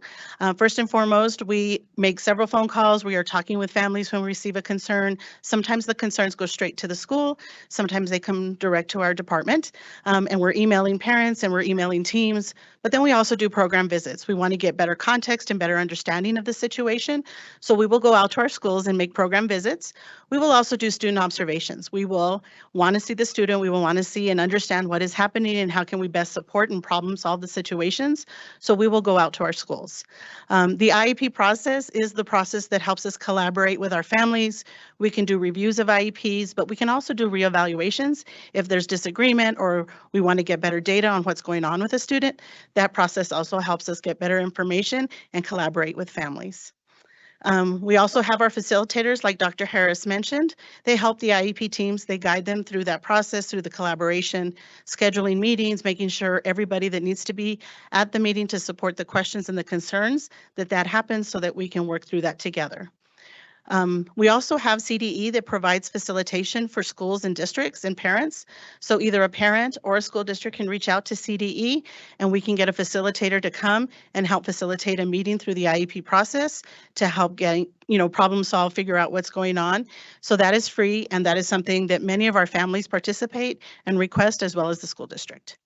And always, parents can request an IEP meeting at any time. We share that with our families consistently. When they have a question, when they have a concern, it's really important for them to call that meeting, to bring the school team together so that they can problem solve, they can hear out their concerns, so that we can figure out what we need to do differently to support the student. And then IDA has an embedded process for resolution. That's the dispute resolution process. So parents get a copy of their procedural safeguards, and then there are the steps. If they feel like they've exhausted the collaboration and IEP meeting, they are always able to go through dispute resolution to help us solve any kind of situation. So those are the ways that we address parent concerns. They are individualized in nature, one at a time, one family at a time, but we do address them when they come up. Dr. Lujan Lindsay? Yes, sir. Is there any concern in observation bias when you go and do program visits? Say that again? Is there any concern about observation bias when you go and do program visits, that the environment's changing a little bit because of the observation and the presence of the special teams? I don't believe so. I think when we visit our programs, our staffs are working really hard, and whether I'm walking in, a tutor is walking in, the staffs are doing what they're doing with children. I don't think there is a bias. I don't think there's a change of behavior. They are very grateful when we go out to their sites, when we go into programs. They readily have questions. We communicate, we collaborate. So no, I don't. Our staff is working very hard and doing the very best job that they can. So I do think they are very committed, and I don't sense that at all. Thank you. Any other questions? Okay, so the last slide, just to share with you, I think it's important to also highlight the things that we're doing in special education to improve communication, but also just to partner with our community. For this year, we did create and write a SPED handbook for parents that went out to every single parent that has a student with a disability and with an IEP, and that includes all of our new families that continually enroll in the district. For the first time this fall, we did have a special education information night, and we partnered with some community members that came in and had booths and tables for information for our families. And then we also had many sessions around behavior, on how to support your child, understanding the IEP process so that parents could feel educated and feel comfortable with that process. Many times they have questions and are unsure, so we want to make sure that we educate them and empower them to ask good questions. So we're looking forward to sponsoring some of those events in the future, whether it's fall, spring. We would like to find a rhythm of that kind of support for our families. We are in our second year of Project Search, and while it is the second year, I always want to brag about Project Search because it is a program. Mr. Saul has been to our graduation, and a few of you. It's just a great program for our 18 to 21. It's our partnership with UC Health. Our students in 18 to 21 apply for acceptance. They go through a skills lab, and they go through a face-to-face interview, and then they have the opportunity to get an unpaid job in the hospital setting. So all the departments volunteer to take our students, and it's just a great opportunity to see them grow and get some job skills and then potentially some employment. So we're in our second year. Applications are still being accepted until February 16th. So anybody listening that would like to have their child considered can still do that. I'm really proud of Dr. Harris and the instructional team. I have to tell you, they spent an incredible first semester collecting data. We just completed our resource program review. And so what that consisted of was case managers at all levels and building administrators. And it's around a mild moderate program, and really getting feedback from them about what's working and what's not, and what are some suggestions that they have for us to improve our mild moderate program going forward. Dr. Harris and her team are going to take all of that feedback to our Special Education Advisory Council, which I've listed here, and also get feedback from our stakeholders around our resource program. And we hope to make some positive changes to help our students experience even more success in that program. So we're really excited about that. It's been a great opportunity. It's been a great learning experience for all of us. The other thing we're really excited about is that we get to add to our continuum of services for our students with disabilities. We have started an in-house Bridges program for our 18 to 21 students. It is located here at the EAC, and while we thought we would start with 5, we are probably more than 10 students. So it's growing, we're learning, and we're providing that great service. And then of course, Taylor shared with you, we're excited this fall to be able to open up Aspire Learning Academy, which is also going to be here at the EAC. I mentioned SEAC. We're also going to send out a survey to our parents this spring to get feedback on their experience with special education in their individual schools, so that we can inform principals and let them know how things are going and work together to problem solve any situations, but also just to highlight the good things that are happening in our schools. And then the last thing, we are focusing on training our administrators really around the around IDEA and the IEP process and making sure they understand when they lead their buildings and their teams what that law is. And so this year we have focused on inclusive culture, how to write a prior written notice, and then how to fill out and complete a consent for evaluation. So that's been the focus for the administrators this year. Do you have any questions for me? Ms. Inez. Okay, so Project Search is through UC Health. It's a partnership with UC Health. Yes, ma'am. Can you clarify the difference between Bridges and Aspire? I got the benefit of hearing about Aspire a little bit during onboarding, but I think our community would love to hear more about that too. So Bridges is for students 18 to 21. They are working on life skills, independent living skills. So we work on job skills, we work on independent living. So how to fill out a resume, how to apply for a job, bank accounts, right? Saving money, spending money, a debit card, right? We even last year we did a class on self-defense, how to protect yourself in the community, how to be safe. So those are the things that we work on with our young adults as they transition into independent living as much as possible. But our Aspire Learning Academy is going to be for our students. Eventually, we're going to start with secondary, but it'll go from kindergarten to 12th grade. So that's the difference. Aspire Learning will be another opportunity for our students that require a higher level of LRE. When we talked about LRE earlier, right, less than 40%, they need a more restrictive setting. We want to give them that one more opportunity in our district to be able to close the gap in their learning, provide good social emotional supports so that they can return back to their home school and join their peers. But this is us being able to really give our students one more opportunity before we go out to a BOCES, to a separate facility and things like that. Having RBTs, social workers, and BCBAs, we really feel like we can provide that support to our students successfully. And we believe in our students. We want them here. So we want to give them that one more chance. Mr. Wilburn. Thank you for that great report. Your team just does an incredible job. So Bridges' graduation was last week, wasn't it? Yes. That was the first one I've ever been to. That was so much fun. The look on those kids' faces. The one young man, I forget his name, he looked like Rocky when he reached the top of the steps when he came down there. It was incredible. Couple of quick things. So you had mentioned the only part of the facilitated assessment where we came up below state standards were 7B and C, attributed that to COVID, which makes perfect sense. So by that, I assume the state did not adjust its numbers in the COVID years. They just flatlined it and you guys do the best you can. Correct. Okay. And I think, if I may, I think it's important for folks to know, and we discussed it, but during COVID, there was no grace around IDEA or the expectations for students with disability. Where the bar was set, the bar stayed. So we were responsible for delivering all services the way we would as if we had been in-person learning. We did not get any waivers or grace under IDEA. State Gov. And in your area for growth, your second bullet point, I think is a great one, or maybe it was the first one. And that is providing assistance to those wanting to pursue GEDs. Do we have statistics now on how many come out of the programs and eventually do go on to get their GED or want to? Do we know that yet? How many students would elect to go for a GED versus a high school diploma? Correct. I can get that number for you, sir.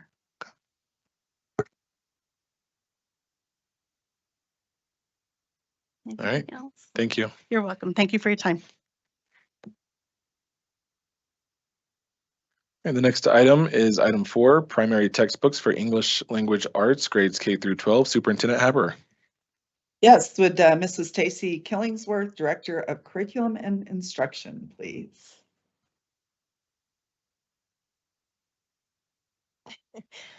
Good evening. It's an honor to be here tonight representing the instructional materials review process.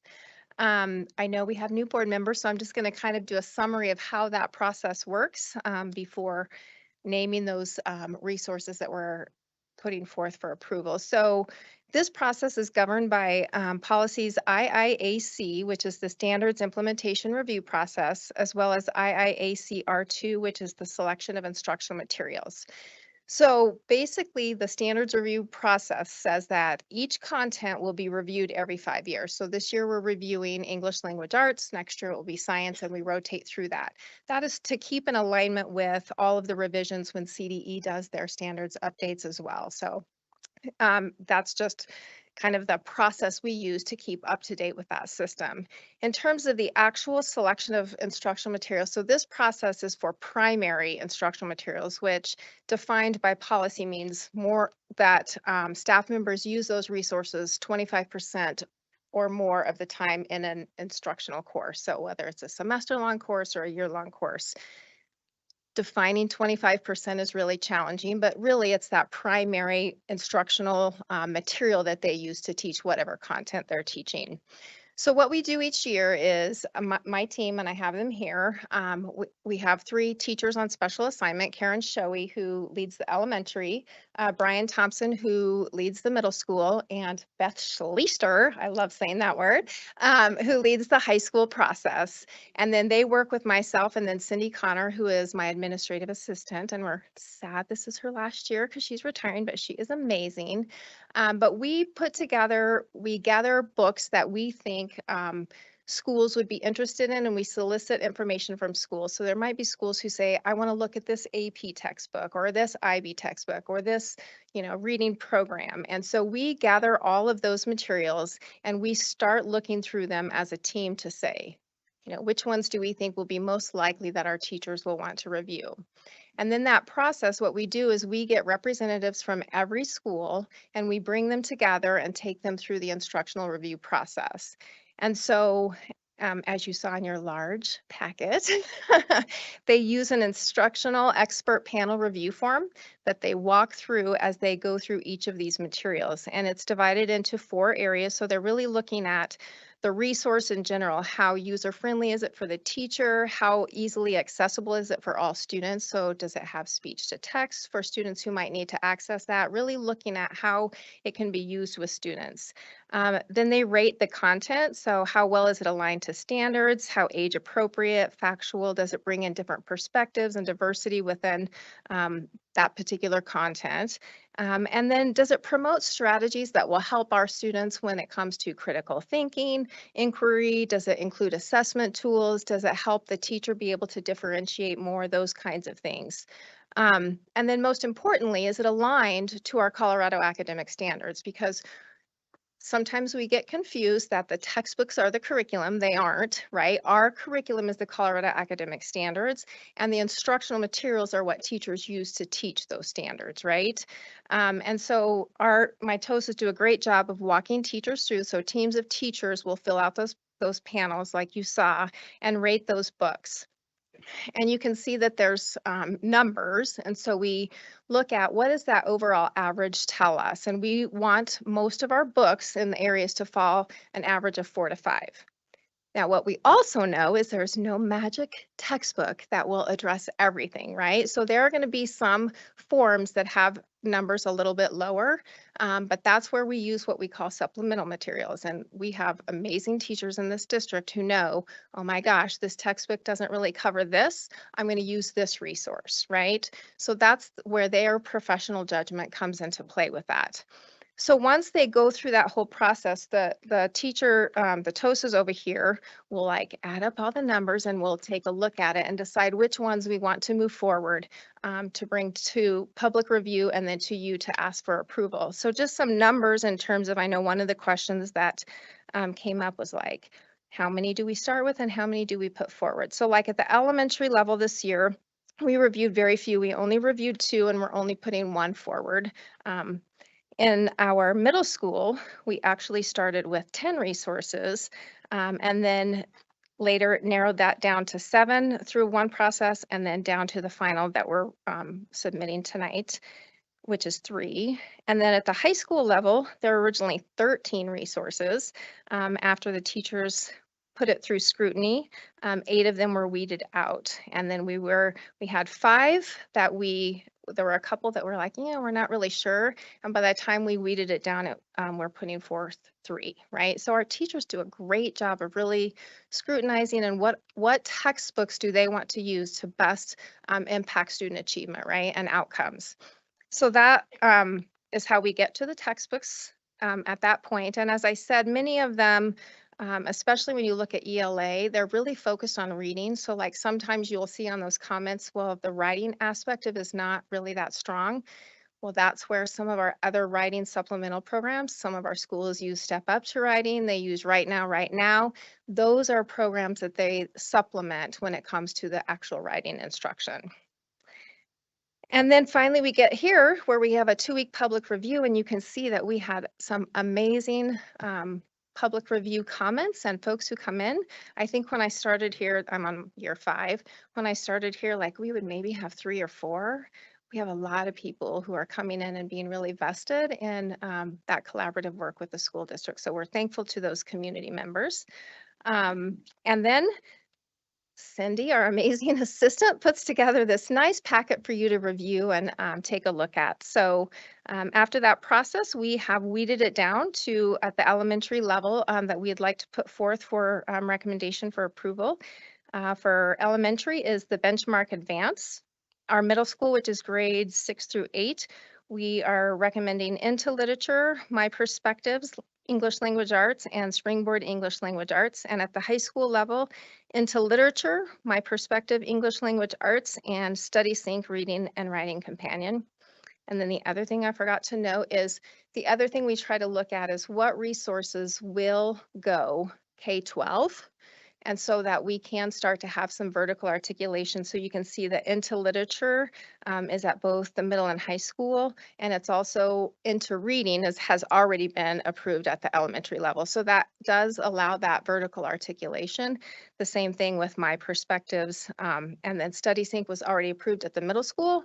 And so now we would like to have that alignment to go forward to the high school. Any questions for me or my team? Mr. Chair. Miss Shandy. Thank you so much. We did have great community involvement. I think we get even more if we had it online. I know that there are surrounding districts that have their curriculum that are up for review online, and the community can do that. They aren't required to come in for an hour or whatever. So I would love to see that in the future. I know it's possible because D38 and D49 are doing it. So if they can do it, we can do it. Of course So we can. I don't have any other questions. Mr. Wilburn. The report indicates preliminary pricing, which isn't all that out of line with reality, I don't think. But at what point does that move from preliminary to this is what you'll pay? So that's where individual schools, because as you know, being site-based, our schools get to choose when they're ready to purchase. So it will be at the time of schools looking into purchasing, and then that's preliminary pricing, but many of our schools make deals with them, right? So like they may purchase it for 3 years and get a discount, or just the digital portion. So it's at the point of when schools then begin that purchasing process. Miss Inez. Hi. So when I was sitting by those tables and looking at resources, I remember really smart people telling me your standards are your curriculum, right? In my first few years teaching, I wanted to sleep with them under my pillow because they're not very fun to get to know, but it's really the foundation of everything you do, right? And so then the resources that you use to teach those and make sure you don't miss anything, because it's sure going to show up when your kids take CMAS. That's not a fun surprise. I know it's not the only score, but it's one that we have. I just want to honor the fact that building resources as a teacher is tough work. And so looking at some of those resources, I was paying a lot of attention to the interventions associated with the resources to make sure that it's a lot of work to be able to build everything all the time. So there were some good options there that I was really happy to see.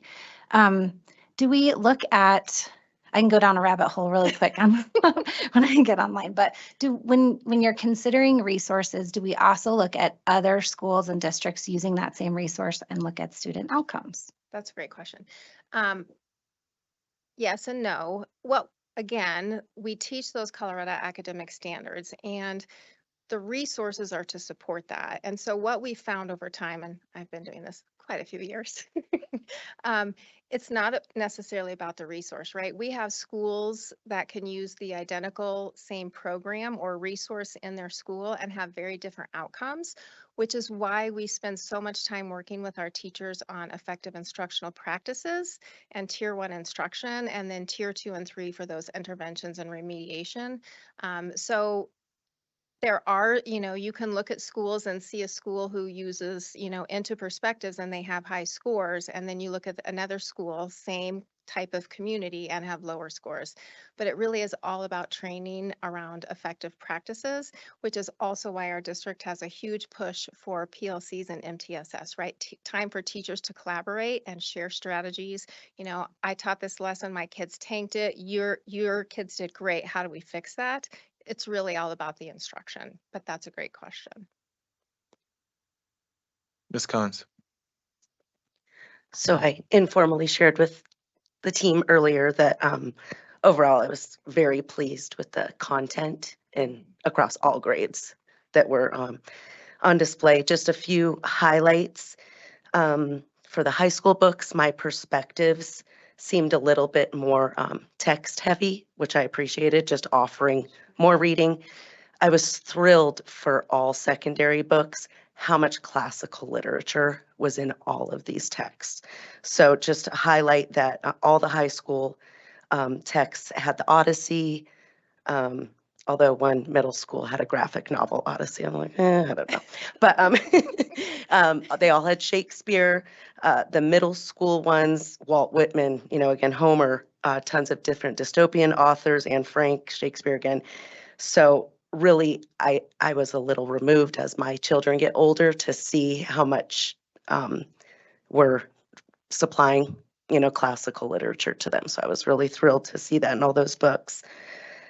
And as far as the elementary for benchmark, just really a cool program, if we call it that, curricular program, with all the resource. And that's exactly the word I was getting to. Because of all the different materials they have, it was, if you didn't see it, kind of more of a magazine type for the kiddos.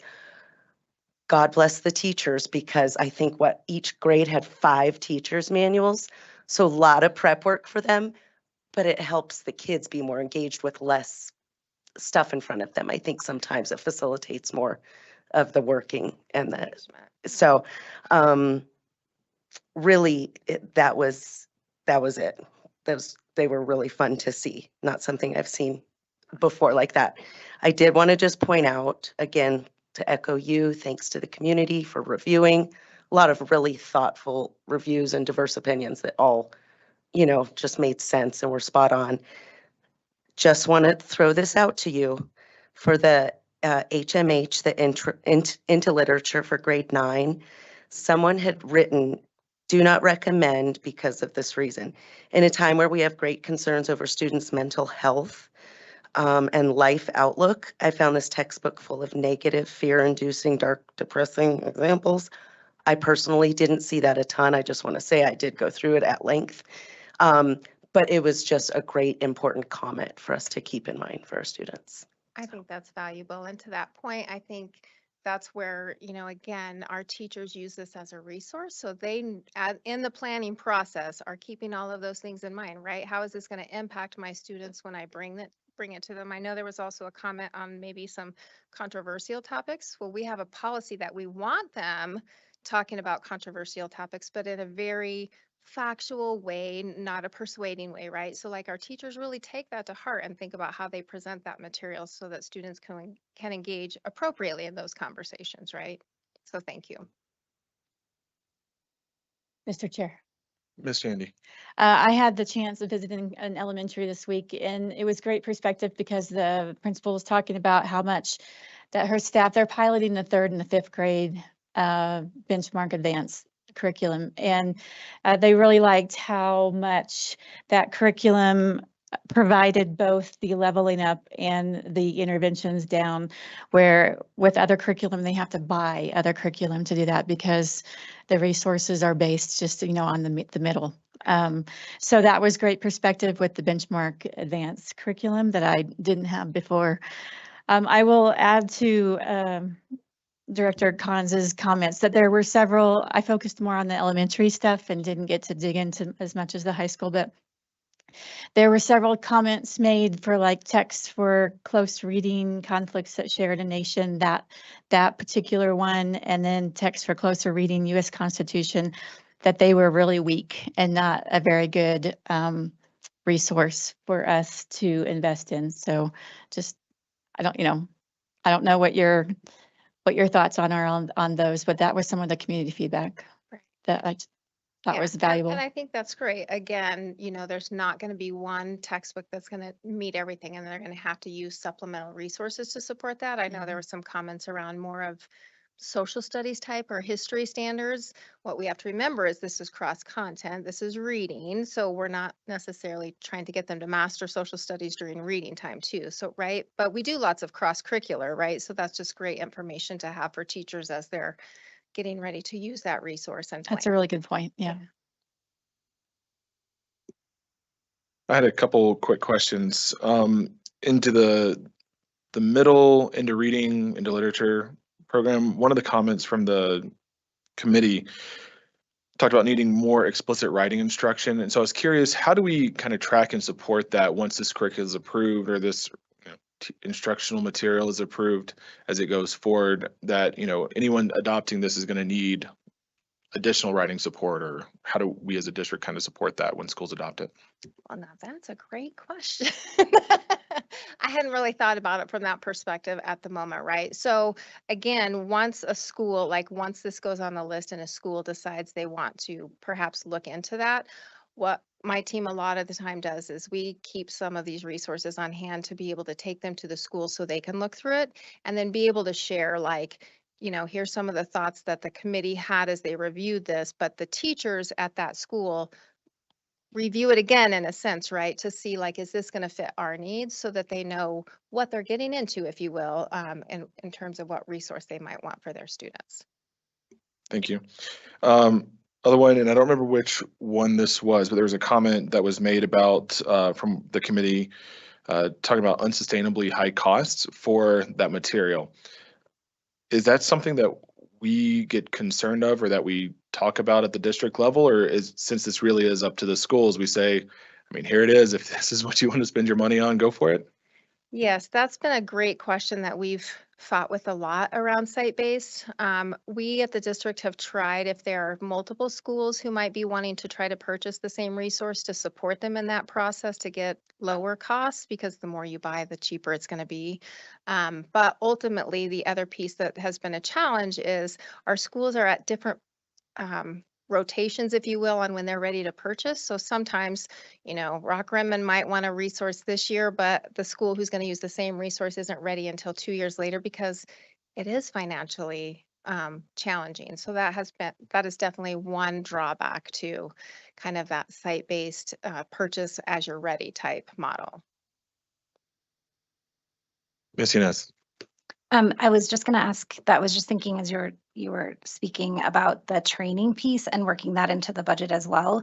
So I know I was part of piloting Study Sync at the middle school level, checking that out. And we had a trainer come out and talk with us. Is that part of the purchase price? I guess, is that part of the deal? When you buy the curriculum, you get some training around it? For sure. Okay. Typically it is when schools, we have a couple schools who have purchased Reveal Math. And so they actually went together and have been doing training as two staffs together, but that is typically the vendors will give you maybe 2 days or 4 days of on-site training and then some online training. I know Rock Rimmon is going through extensive training because they purchased that as the package for their ELA curriculum. So, Any other comments or questions, board? All right, thank you so much. All right, next is item 5, external reviews for 2023-2024. Superintendent Haber. Yes, would Mrs. Maureen Lane, Executive Director for Learning Services, please come to the podium? Good evening. I am here because Dr. Field is with our superintendent up in Denver. So on behalf of Dr. Field, I present tonight our report of our external review that has taken place at our schools this first semester. And so the first bullet, this is one part of our accreditation process, and I know Dr. Field's very good about asking if you remember what the other 3 parts are. So here's your quiz. Nicole?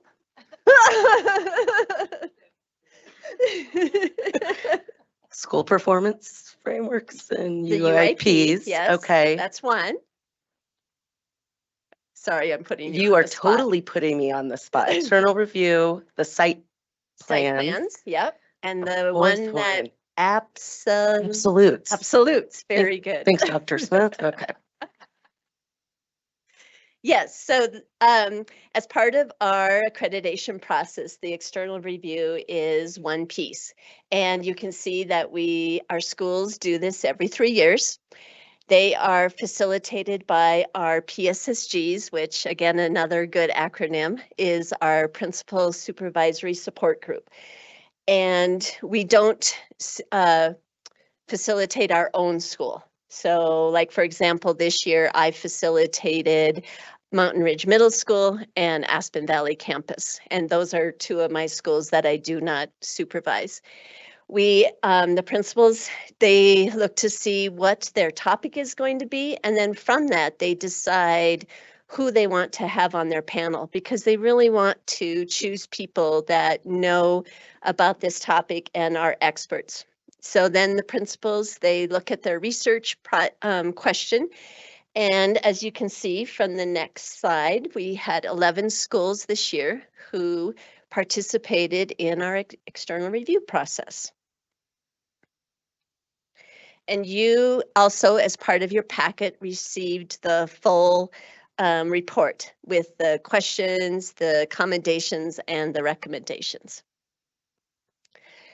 So this is a summary of this year's topics. And as you can see, it's great. Our schools and what they're focusing on is teaching and learning.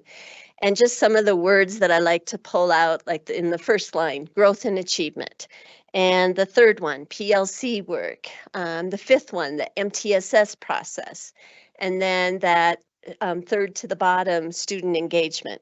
And I know that one, I believe, is Ranch Creek, because that is one of my schools that I supervise. So, and then the last one, that reading growth with in their interventions. So the expert panel is, like I said, the principal really looks at who they want to have come in as those outside eyes, the fresh eyes to look. And we also require that at least one person on the panel is from outside of District 20. Our principals rely a lot on our neighboring districts for some of their specialists or administrators and principals. Then they also look inward in our district to see, oh, what are some teachers who would be able to serve for on this panel, as well as some of our teachers on special assignments, who are 3 of them are sitting here tonight. I know all 3 of them have served on these external reviews as well. Karen Reynolds was actually on the one that I did at Aspen Valley. And so it's so nice that we have some close connections with our neighboring districts that we can ask people to come and serve on our panels. So how the day looks is we show up and we, those of us who facilitate, we do a quick briefing about the process. And then we really want the school to share their data, their history, their unique characteristics. For example, when I was doing Mountain Ridge, they had moved from their time, I can't even think of it now, what was it called? The Mountain Ridge, they had Grizzly time. And now they're doing interventions during that time. And so Jeff Sturck, the principal, was able to share the reasons why they had made those changes. And then the day really was focused on, are they making the best use of those interventions, and is it making a difference? And then what happens is the panel, just throughout the day, we do observations in classrooms. We maybe sit in teams especially those that are focused on a PLC process, then they will sit with that team and see them go through the PLC. And the best part is the student panel. And many of our schools, especially our secondary schools, will have students that they love it too, because they probably get a free lunch out of the deal. But it's fun to be able to interact with students and hear what they love about their school, maybe some challenges. At Mountain Ridge, Jeff had them come and talk about, and they were students that were in different interventions. So we were able to ask them about, what were the successes and maybe what were some of their challenges. All right, so then in your report that you got, these are the findings that the facilitator guides the group. And usually this takes us to about an hour and a half to 2 hours to kind of do this debrief. And we look at what are the great things that they are doing that we observed during the day, and then what are our recommendations. And we know that we are there for a short time. However, we also have a lot of questions. Like, we'll have the admin come in before we start writing this, just because if we need some clarifying questions from the team. The focus is always on growth and improvement. And again, this is where it's a great way for outside eyes to come in and just give some suggestions. We also, as part of this, we like to offer the school even resources that might be beneficial as they would move forward with some of the recommendations. And then we share this with the principal. At the end of the day, we do a quick debrief with just the facilitator and the principal. And then we come back, we write the final report, and then we send it to the principal and their supervisor for them to review together. All right, so just a sample of some of these commendations that were shared with these schools this year. Again, as you can see, tons of great things going on in our schools with teaching and learning. Again, looking at that successful peer tutoring, staff are owning the MTSS process. There's a master schedule that's been revamped, and belief in students. I love this last one, that all students can learn. And as a team comes into a building, those are some of those things that we see, we feel, and that we hear from our students. And one of the, commendations was one at Air Academy High School with makeup work at one of our high schools. And I think one of you asked the question about what does that look like? So it is for students who have a partial schedule. If they don't have a partial schedule, then there are other ways that the school has put some interventions in place to help with students who have makeup work. But if a student has a partial at Air Academy High School, then they come in when they aren't having class to make up that work. All right, then some recommendations. And again, this is just a sampling and you have the full report of all of them. Teachers using data, again, that has been a huge focus this year with our professional learning communities, and so we want to continue to provide that feedback to our schools. And the fourth one, teachers need to tie learning targets to success criteria. And I really want to relate this to those 4 questions with the PLC, because those learning targets are, what do we want students to know and be able to do? And the success criteria is then, how are we going to know if they've learned it? So we model this a ton with our own professional learning with our staff. So again, really wanting to have our teachers thinking about what are those learning targets and how are they going to know if those students have met that criteria. All right, so then once the final draft is sent, the DAC, which in March is what Dr. Field said will be on the agenda. So this same report that you received in your board packet will go to our District Accountability Committee. Also, which just this week in our communication tool, there is that same report that is going out to all of our schools, because we know that we have some new principals too, and they might want to see, okay, I know I'm up for external review next year. What are some examples of some questions? And also what, what are some things that they're working on? Maybe I can connect with that school. And what are some things that I see they're doing really well? And we really like to have our principals be collaborating with each other. All right, questions? Ms. Shandy. Thank you. You're the question. I know, I'm questioner full of tonight. questions tonight. Sorry. How do we follow up with like accountability and that type of thing that we know that it's being followed through? And then how do we do that year to year? And then do we track, I'm asking 3 questions in one, so I don't have to keep asking Mr. Chair May for I my write these permission to down? speak.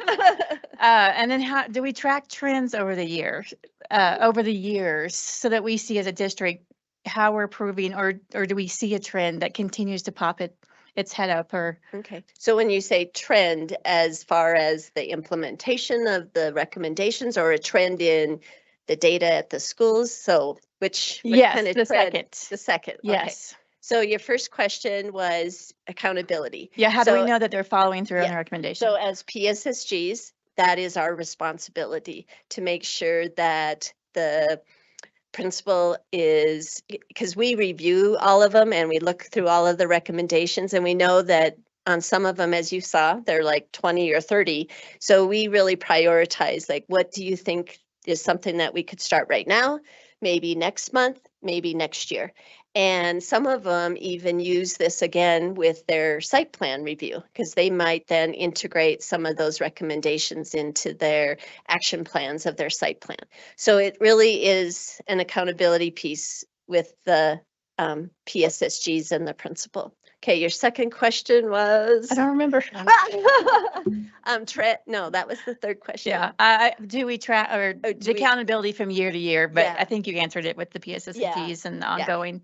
And, we are fortunate that we don't switch schools a lot with our PSSGs. So like I've There's had Ranch Creek consistency. for Yeah. 5-6 years, and more than that, probably 7 years. Mhm. And so now I've been, I know their site plan, I know what's been on their external review, and it's an ongoing conversation.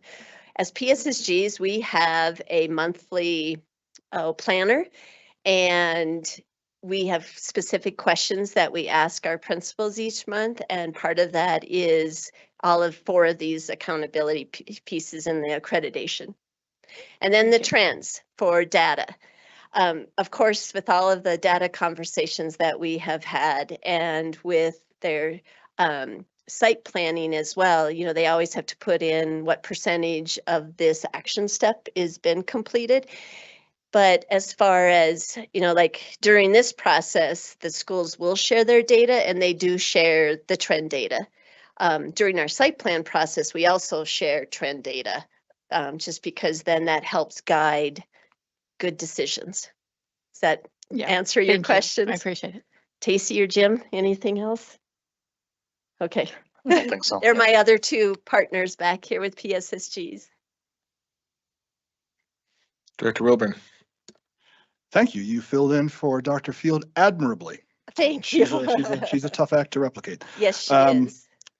Are all the members of the expert panels volunteers, including the professors and the TELUSs? Yes. We don't compensate any of those people? No. Okay. The only thing we would do is pay for a sub, perhaps, if it's Yeah, a teacher out of a that's classroom. reasonable. Okay. Yeah. And provide a nice lunch, Yes. you know? And they get lots of good swag. Like Jeff Sturt gave us Mountain Ridge hoodies. I walked out of there like, ooh. Any other questions, board? All right, thank you so much. You bet. Thank you. All right, next, it's one of the more exciting topics this evening. school calendars for 2024-25, 25-26, and 26-27. Superintendent Haber. Yes, with Dr. Jim Smith, Assistant Superintendent for Planning and Engagement. Good evening. You're right, calendars are in fact exciting. I was looking for a joke that I could share about calendars, but I just couldn't find any. Couldn't even have a funny one to that, like not to date anyway, Thank you. Thank you. All right, good evening. I'm excited to share the proposed calendars for the 24, 25, 25, 26, and the newly added 26, 27 school years. You've had a chance to look at all the different calendars. I'm going to break down a comparison of those over time. So I want to share some highlights. Next year, as you've seen, we have 13 scheduled professional learning community days, or PLC days. This year we had 12, so we're increasing by 1 next year. You'll also note that we've ensured that students and staff have 2 full weeks of winter break. That was a concern that was brought to my attention early on, and we made sure to rectify that. So I hear the applause in my head now. And to address some questions, the color coding that we have on the calendar really is for accessibility purposes. I don't know if Allison wants to chime in on accessibility or not, but not really. But it can be challenging, I get that. So a good example is for the 24-25 school year, teachers will not be working the full week around Thanksgiving. It looks like maybe they would be because the blue and the gold. The gold represents the teaching staff, but the blue represents other staff. Like in my position, I would say that my position would be working on those blue days. What is really helpful though is below each month, we have some descriptors of what's going on in that month. And that really should help clarify what's going on in the month if those colors get confusing too. We used to use symbols, but we moved away from that because of accessibility purposes. Also wanted to share that working in conjunction with HR, Cameron, we guarantee that the teaching staff will work 183 days per year, even when considering things like snow days or other disruptions that could occur. We also guarantee to the state that students have met the required contact time by level each year. Now, e-learning days, this is an issue of much debate in my own house, but with respect to e-learning days, now that we have e-learning days for snow days, we can predict the end of the school year earlier and more confidently.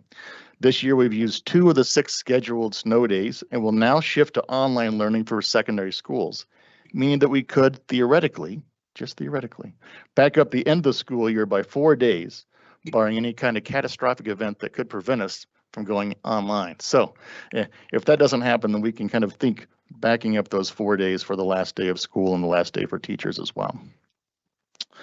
All right. There was a question about finals before the end of each semester. And finals are primarily concerned of secondary schools, and these schools develop schedules that try to balance giving the finals and preparing for the finals the next day, and also giving flexibilities to students as they prepare to end that semester. Ideally, students should stay for finals and leave once they're complete, but we know that families sometimes schedule vacations a little bit early. And so if a student were to leave early, they could work with their teachers during that finals week, which is typically at the high school level a half day, to be able to make up those final assessments. So those are the highlights. With that, do you have any questions? Board? Thank you. So just to clarify on calendar 26, 25, 26, and then 26, 27, that said 181 days, that's not correct? That's correct. It was a clerical error, right? I apologize for that. So those are both 183 days. Absolutely. Awesome, thank you.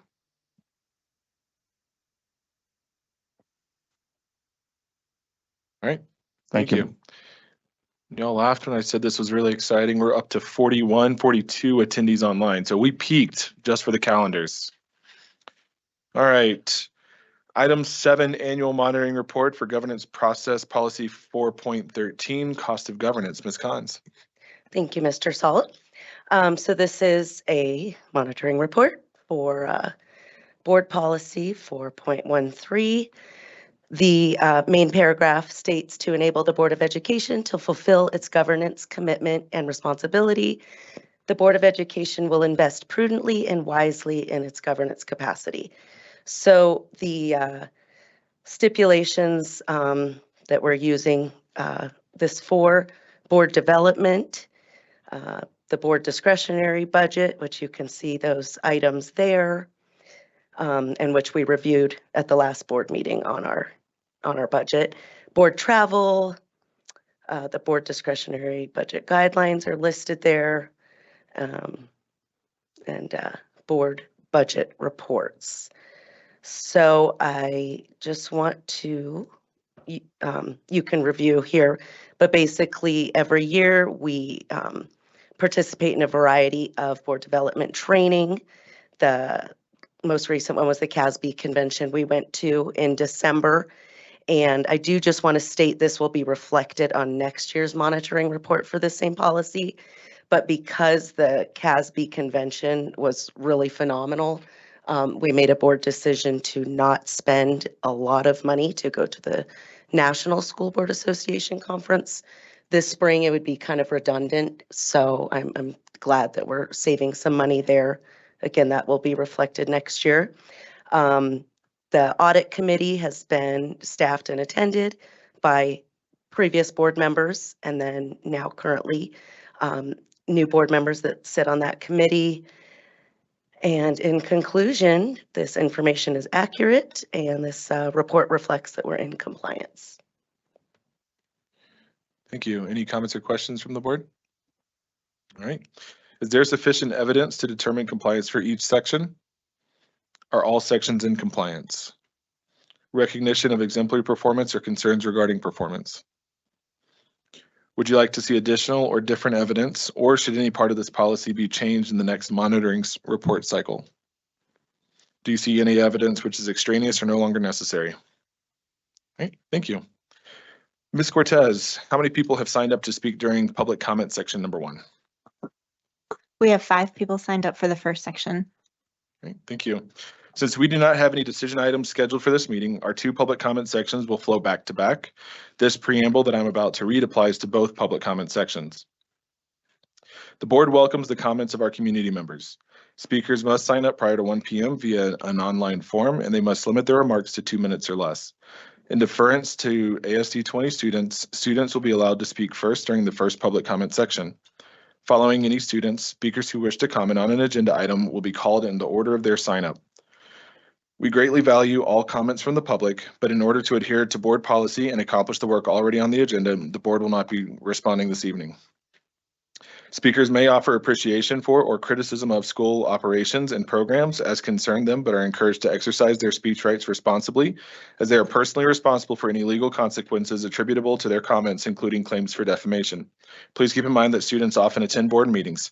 Speakers' remarks, therefore, should be suitable for an audience that includes kindergarten through 12th grade students, including no use of profanities or obscenities. Comments concerning personnel matters should be directed to the superintendent or board president in writing with your signature. Supplemental written materials can be given to the security guards, and they will be delivered to the board secretary. The board president will recognize each speaker and may interrupt, warn, or terminate a speaker's statement that is unrelated to the business of the school district, inappropriate for K-12 students, or disruptive to an orderly, civil, and productive meeting. Thank you for your cooperation, and we're going to ask it. There's a note up there. We're just going to ask that you list your name and your affiliation with the district. So we're doing baseball style. I was just going to remind people of the baseball. Thank you. So what I'll do is I will call 3 names at a time so everybody can be ready. Everyone can be ready and be teed up to go. So number 1 will be James Gale, followed by Kyan Wilcox, and then our third is Vanessa Wilcox. James, Kyan, and Vanessa.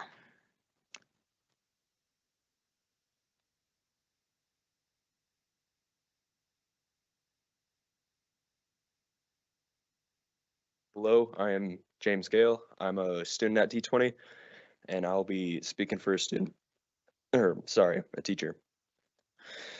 I am here today to read, I am a longtime D20 teacher whose heart breaks more by the day seeing what is happening with our once wonderful district. Most recently, I was deeply troubled by the public feedback forms on the agenda item, primary textbooks for English language arts K through 12 curriculum. These forms contain troubling comments marked by racism and narrow-mindedness, which contradict our educational mission. Our educators, especially with those curriculum expertise, are the backbone of our system. They craft rigorous, morally sound, and inclusive curricular daily. In the face of diverse comments, I urge the board to show that you value the voices of our educators. Those working directly with our students, armed with expertise, should lead the way in shaping our materials. I urge you to not be swayed by the few hateful stakeholders who have stepped foot into D20, or sorry, who haven't stepped foot into D20 schools in decades. Please listen to our experienced educators who are dedicated to preparing our students for a diverse world. By doing so, we can ensure our curriculum reflects the values of equality, empathy, and academic rigor. Thank you for your attention, and I implore you to support our teachers and students with this curriculum approval.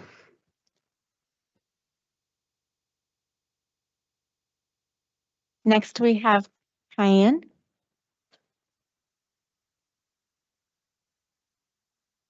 No, no kind. Okay, no kind. Vanessa Wilcox. No. Okay. Then we're going to move to our final two for section 1. We've got Liz Wilcox and Melissa Durganic. And I think I really messed that up. So Melissa, you're going to have to correct me when you get over here. But next we have Liz. Okay, Liz Wilcox.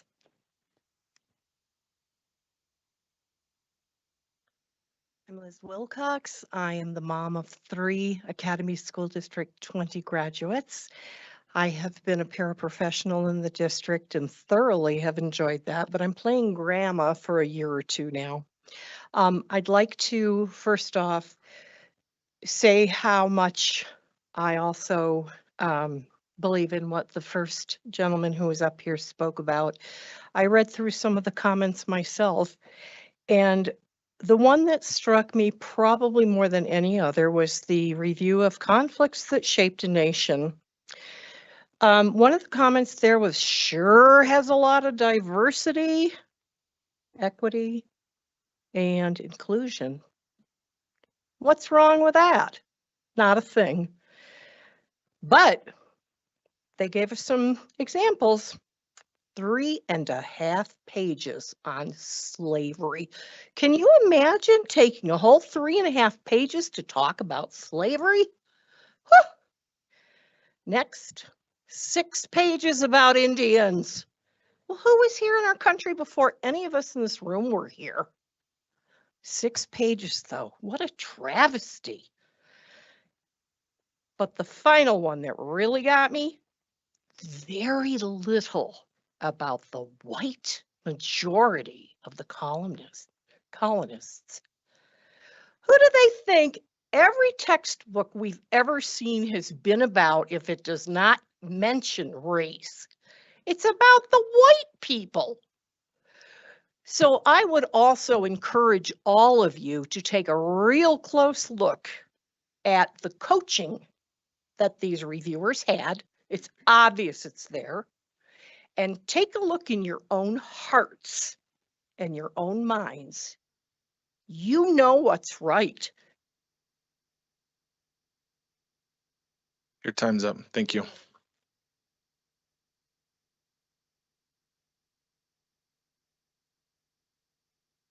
Our final speaker for section 1 is Melissa. Melissa, tell us how to say your last name. It's Durgantz. Durgantz. Close. Thank you. Thank you. Thank you, board and community members. I'm here to talk about something related to the building fund.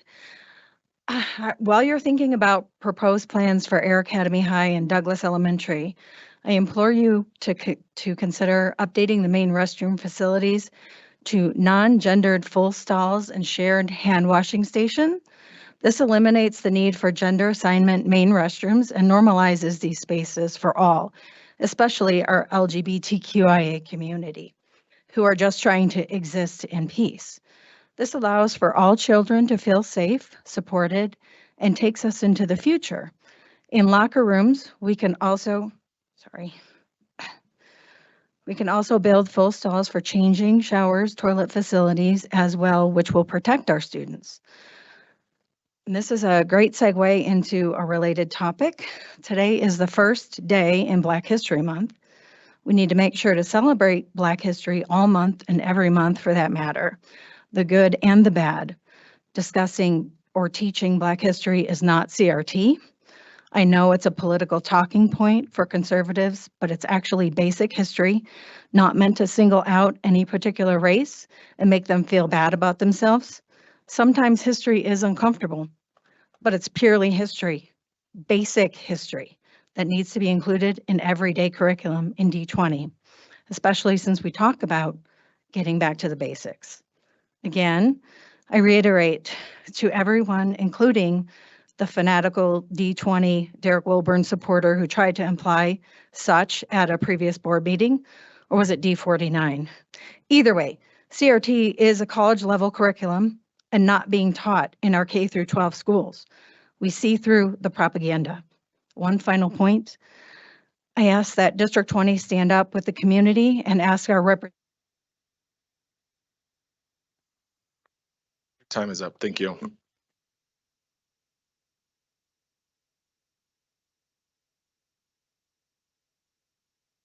That concludes our speakers for section 1. Should I just roll into 2? Okay. So again, we're going to go 3 at a time. So our first 3 speakers, Marin Hoffman, Tim Hoffman, and number 3 is Susie Bauer.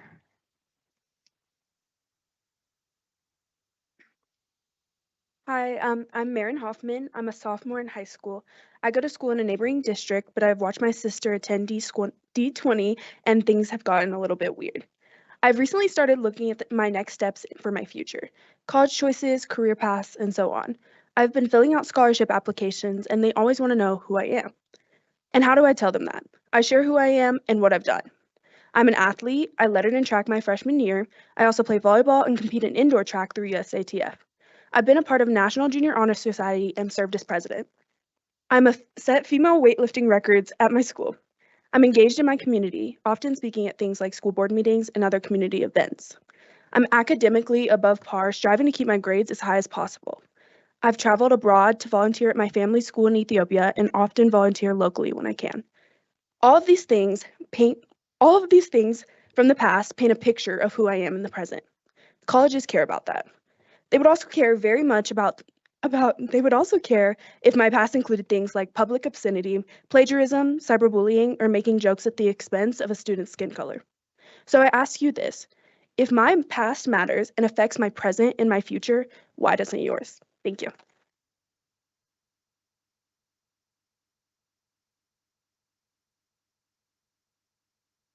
Next is Tim Hoffman. I'm Tim Hoffman. I'm a concerned parent. Tonight I want to talk about bullying. Raising 3 kids through multiple school districts, we've seen our share of bullying. We've been part of restorative conversations and other resolutions, some better than others. And one thing I know to be very true is this: a bully in school left unchecked grows up to be a bullying adult. In March of 2022, a person I had never heard of decided to launch a cyberbullying campaign against me and my family. That's my family right there. Say hi. I think bullies should always get the chance to see their marks. Over the course of a few weeks and months, this person leveraged their triggered hatred for me as content for their online presence. They attacked me repeatedly with disdain. They mocked my appearance. They scrubbed my social media looking for content and shared my posts via screenshots alongside their colorful and sophomoric commentary. This individual, who never met or spoken to me, chose to bring my family into this as well. They called out my minor children by name. They made false allegations and accusations about me, defaming my character and name. They educated me on internet technology and things like NS lookup, traceroute, ping, to create fear for my family's personal safety. They said, and I quote, "I don't like getting personal with people on social media or on my podcast. I don't think it's appropriate. I don't name names, doxing people, putting their name on the internet. That's not helping our country, but tonight I'm going to." End quote. Then they posted what they thought was my home address on the internet for their viewers to see. It was actually my ISP's address. They spelled my name out to make sure it was clear who they were trying to share the personal information of. In short, they showed who they really were: a classless, tactless, cowardly bully lacking in integrity or morals. So why am I concerned? I think it's clear, and you'd agree, that a schoolyard bully left unchecked grows into a cowardly, narcissistic, angry, vengeful adult bully that behaves the same way to those around them. The person who launched that attack against me and my family now sits on this board. And if you find that laxity of character to be as reprehensible as I do, I'd ask that you lean on your character and integrity and do what should have been done a while ago and encourage a voluntary resignation from this board for anybody lacking in the character becoming of a D20 board member. We have a portrait of a D20 graduate. We need a portrait of a D20 board member as well. Thank you.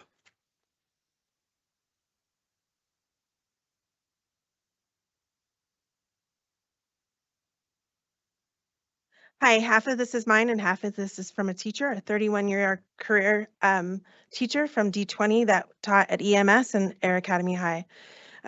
She's very proud of her students. They're doctors, nurses, scientists, think tank experts, marketing, computer scientists, veterinarians, therapists, bankers, plumbers, mechanics, pilots, military, government, Secret Service, diplomatic corps, and even a White House speechwriter. And there's many more.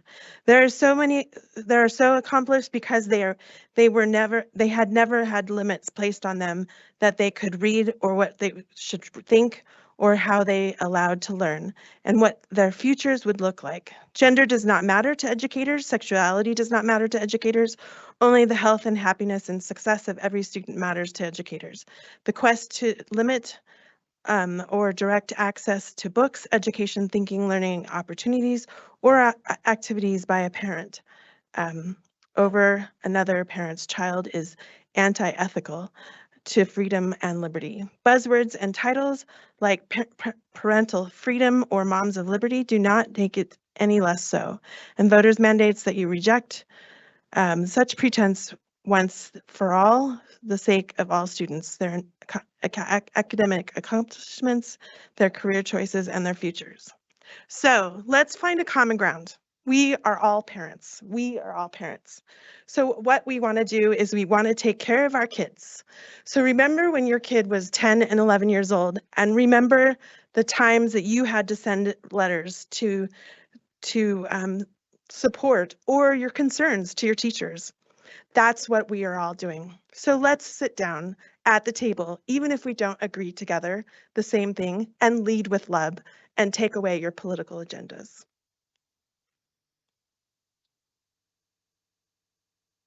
Our next three speakers, we will start with Catherine Gale, followed by Jennifer Bergstrom, and then Charlotte Johnson. So next we have Catherine. Hello, I'm Catherine Gale, a D20 parent and a D20 mother. And I'm sorry to say I have to read this for a teacher who doesn't feel secure in her position to give her thoughts to this board. Last week, a vocal member of this community shared a graphic on a large social media page that I belong to. That graphic contained images of 28 college educators and staff members arrested for sex-related crimes involving a minor. The caption of this graphic read, "Don't tell us there isn't a coincidence. Districts with the most arrests in this list, ASD 20. Immediately, I noticed that the post claimed that ASD 20 topped this list for most arrests. I started reading the comments, one of which was from a D20 staff member who asked what the source was for this information. This simple question resulted in this D20 teacher being told she deserved the death penalty, amongst other horrific things. After doing a bit of my own research, I found that not one person on that graphic was in fact an ASD 20 staff member. This begs the question, why would a member of our own community and a proclaimed friend of yours falsely claim this district is full of predators? Let me use the words of your friends and supposed D20 advocates to share. The Republicans and conservative Christians have had it with the indoctrination in schools. Imagine what it is like to get up every day to teach students knowing this is how you all view us, as predators and indoctrinators. I make poverty wages to be abused by the people who are supposed to represent my best interests. If you can't pay us, the very least you can do is give us the respect we deserve. As a former teacher myself, I am appalled that we are making war against teachers. When I was a child, if I got in trouble at school, my parents were on the teacher. Thank you. Your time is up.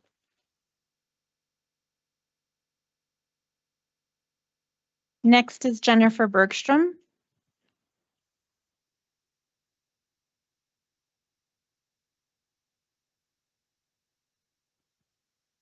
Hello, I'm Jennifer Bergstrom, and I am both a middle school parent and a high school parent.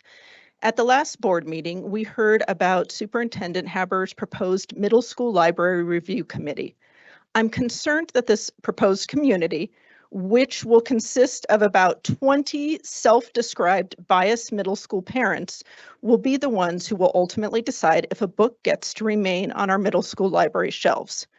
Additionally, this committee will be choosing books to review based on a controversial, biased website that is promoted by Moms for Liberty. And oddly, mention of any middle school librarians is left completely out of this proposed committee. How is this considered balanced? District 20 already has an existing policy in place that addresses book reconsiderations. The last board study session addressed the existing tools that parents already have so that they can customize exactly what materials their child can and cannot access in the library. A solution to individual parental concerns already exists. 20 middle school parents are not trained in things such as Colorado State Academic Standards, American Academy School Library Standards, American Library Associate Standards, and the Library Bill of Rights, as well as more. Teacher librarians are. These are the professionals who know how to set aside their personal biases in order to select the appropriate materials as well as weed appropriate materials, thus ensuring that all student rights are maintained and that existing district policy is followed. Instead of solving any issues, the proposed library review committee appears to be a new way to let a few biased parents decide what is in the best interest of everyone else's children by banning books. I encourage you to not move this committee forward.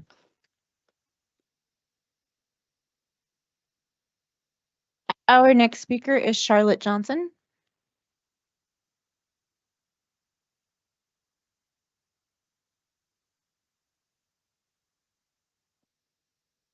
I'm a parent in D20 and I'm reading this for a D20 staff member. As a D20 staff member, I've been hearing a good deal about library book review committee being assembled to target books in our schools, and right now it seems like a disproportionate amount of energy is being devoted to this issue at the district level, even though a process for book challenge and review already exists. This indicates to me how out of touch this board and cabinet are with the real problems in our schools. I see parents struggling just to get their students out the door to school.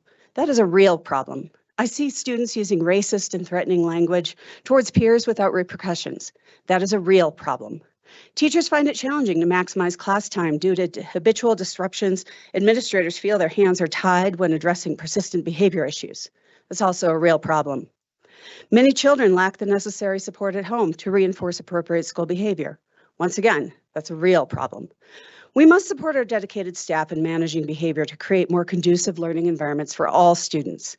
While there are many successful students, these behavioral issues persist, as evident in recent events like the turmoil at WRES. The root causes include bureaucratic red tape, inadequate support from the top, and lack of clear district-wide response. True protection for our children and the protection of a safe learning environment come not from removing books or banning clubs, but by addressing these pressing issues. Regrettably, the current optics suggest that only a small vocal minority monopolizes district resources. It's high time we prioritize and address the real problems that impact our schools and our students daily. And from myself, I'm not a smooth-speaking political operative from outside the district who's buds with several board members, like several of the speakers were from last meeting. I'm a parent. I ask the board, who are you here for?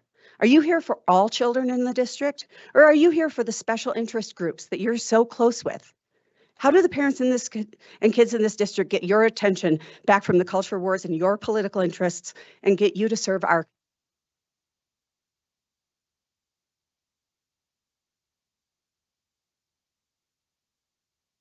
Our next speaker is Ty Johnson.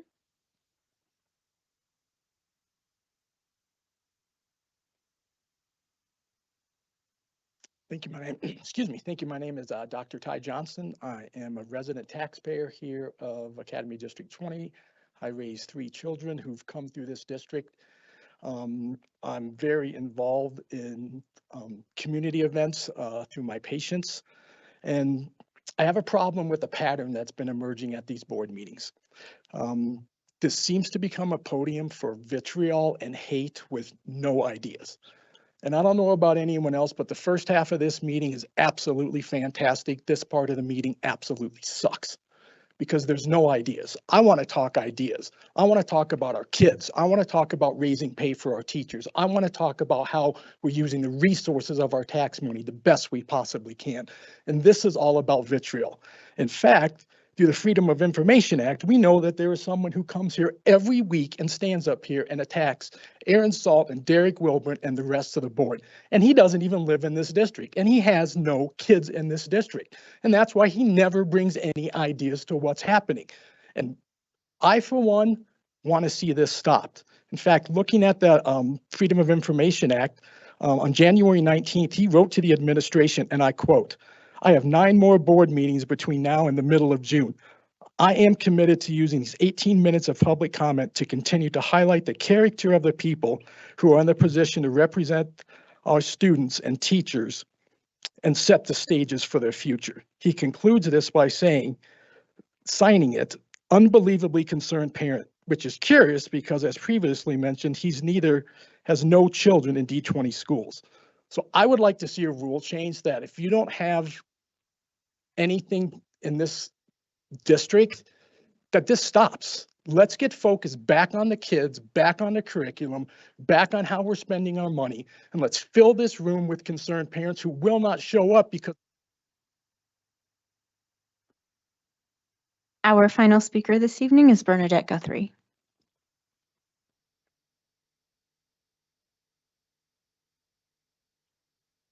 My name is Bernadette Guthrie. I'm the parent of 2 D20 students, a taxpayer, and attended D20 schools myself. I'll start with an idea. Derek Wilburn should resign. It's been nearly 4 months since my daughter was victimized by Derek Wilburn, 120 days since he took it upon himself to introduce her to the non-age appropriate topics of rape and incest against her will and mine. Albert Einstein said, "The world is a dangerous place, not because of those who do evil, but because of those who look on and do nothing." During that time, not one of you has acknowledged what she and other students experienced. Not one of you has condemned this behavior, and not one of you has asked if she's okay. To witness a child being harmed by an unsafe person and choosing silence makes you an unsafe person too. Today, I read a news article detailing a federal lawsuit stemming from an incident at Woodman Roberts Elementary. D20 seems to be gaining notoriety for protecting predators at the expense of innocent children. In fact, I received 2 inquiries from members of the media today wanting details about our story. To wrap this up, I'd like to leave you with another Eli Bremer quote. "Why do you support people reading porn and smut in public meetings? Are you a pervert who gets pleasure out of that? You know I spent years fighting youth sexual assault, and I find it interesting that you are so infatuated with reading porn in public. Are you a pervert?" Thank you.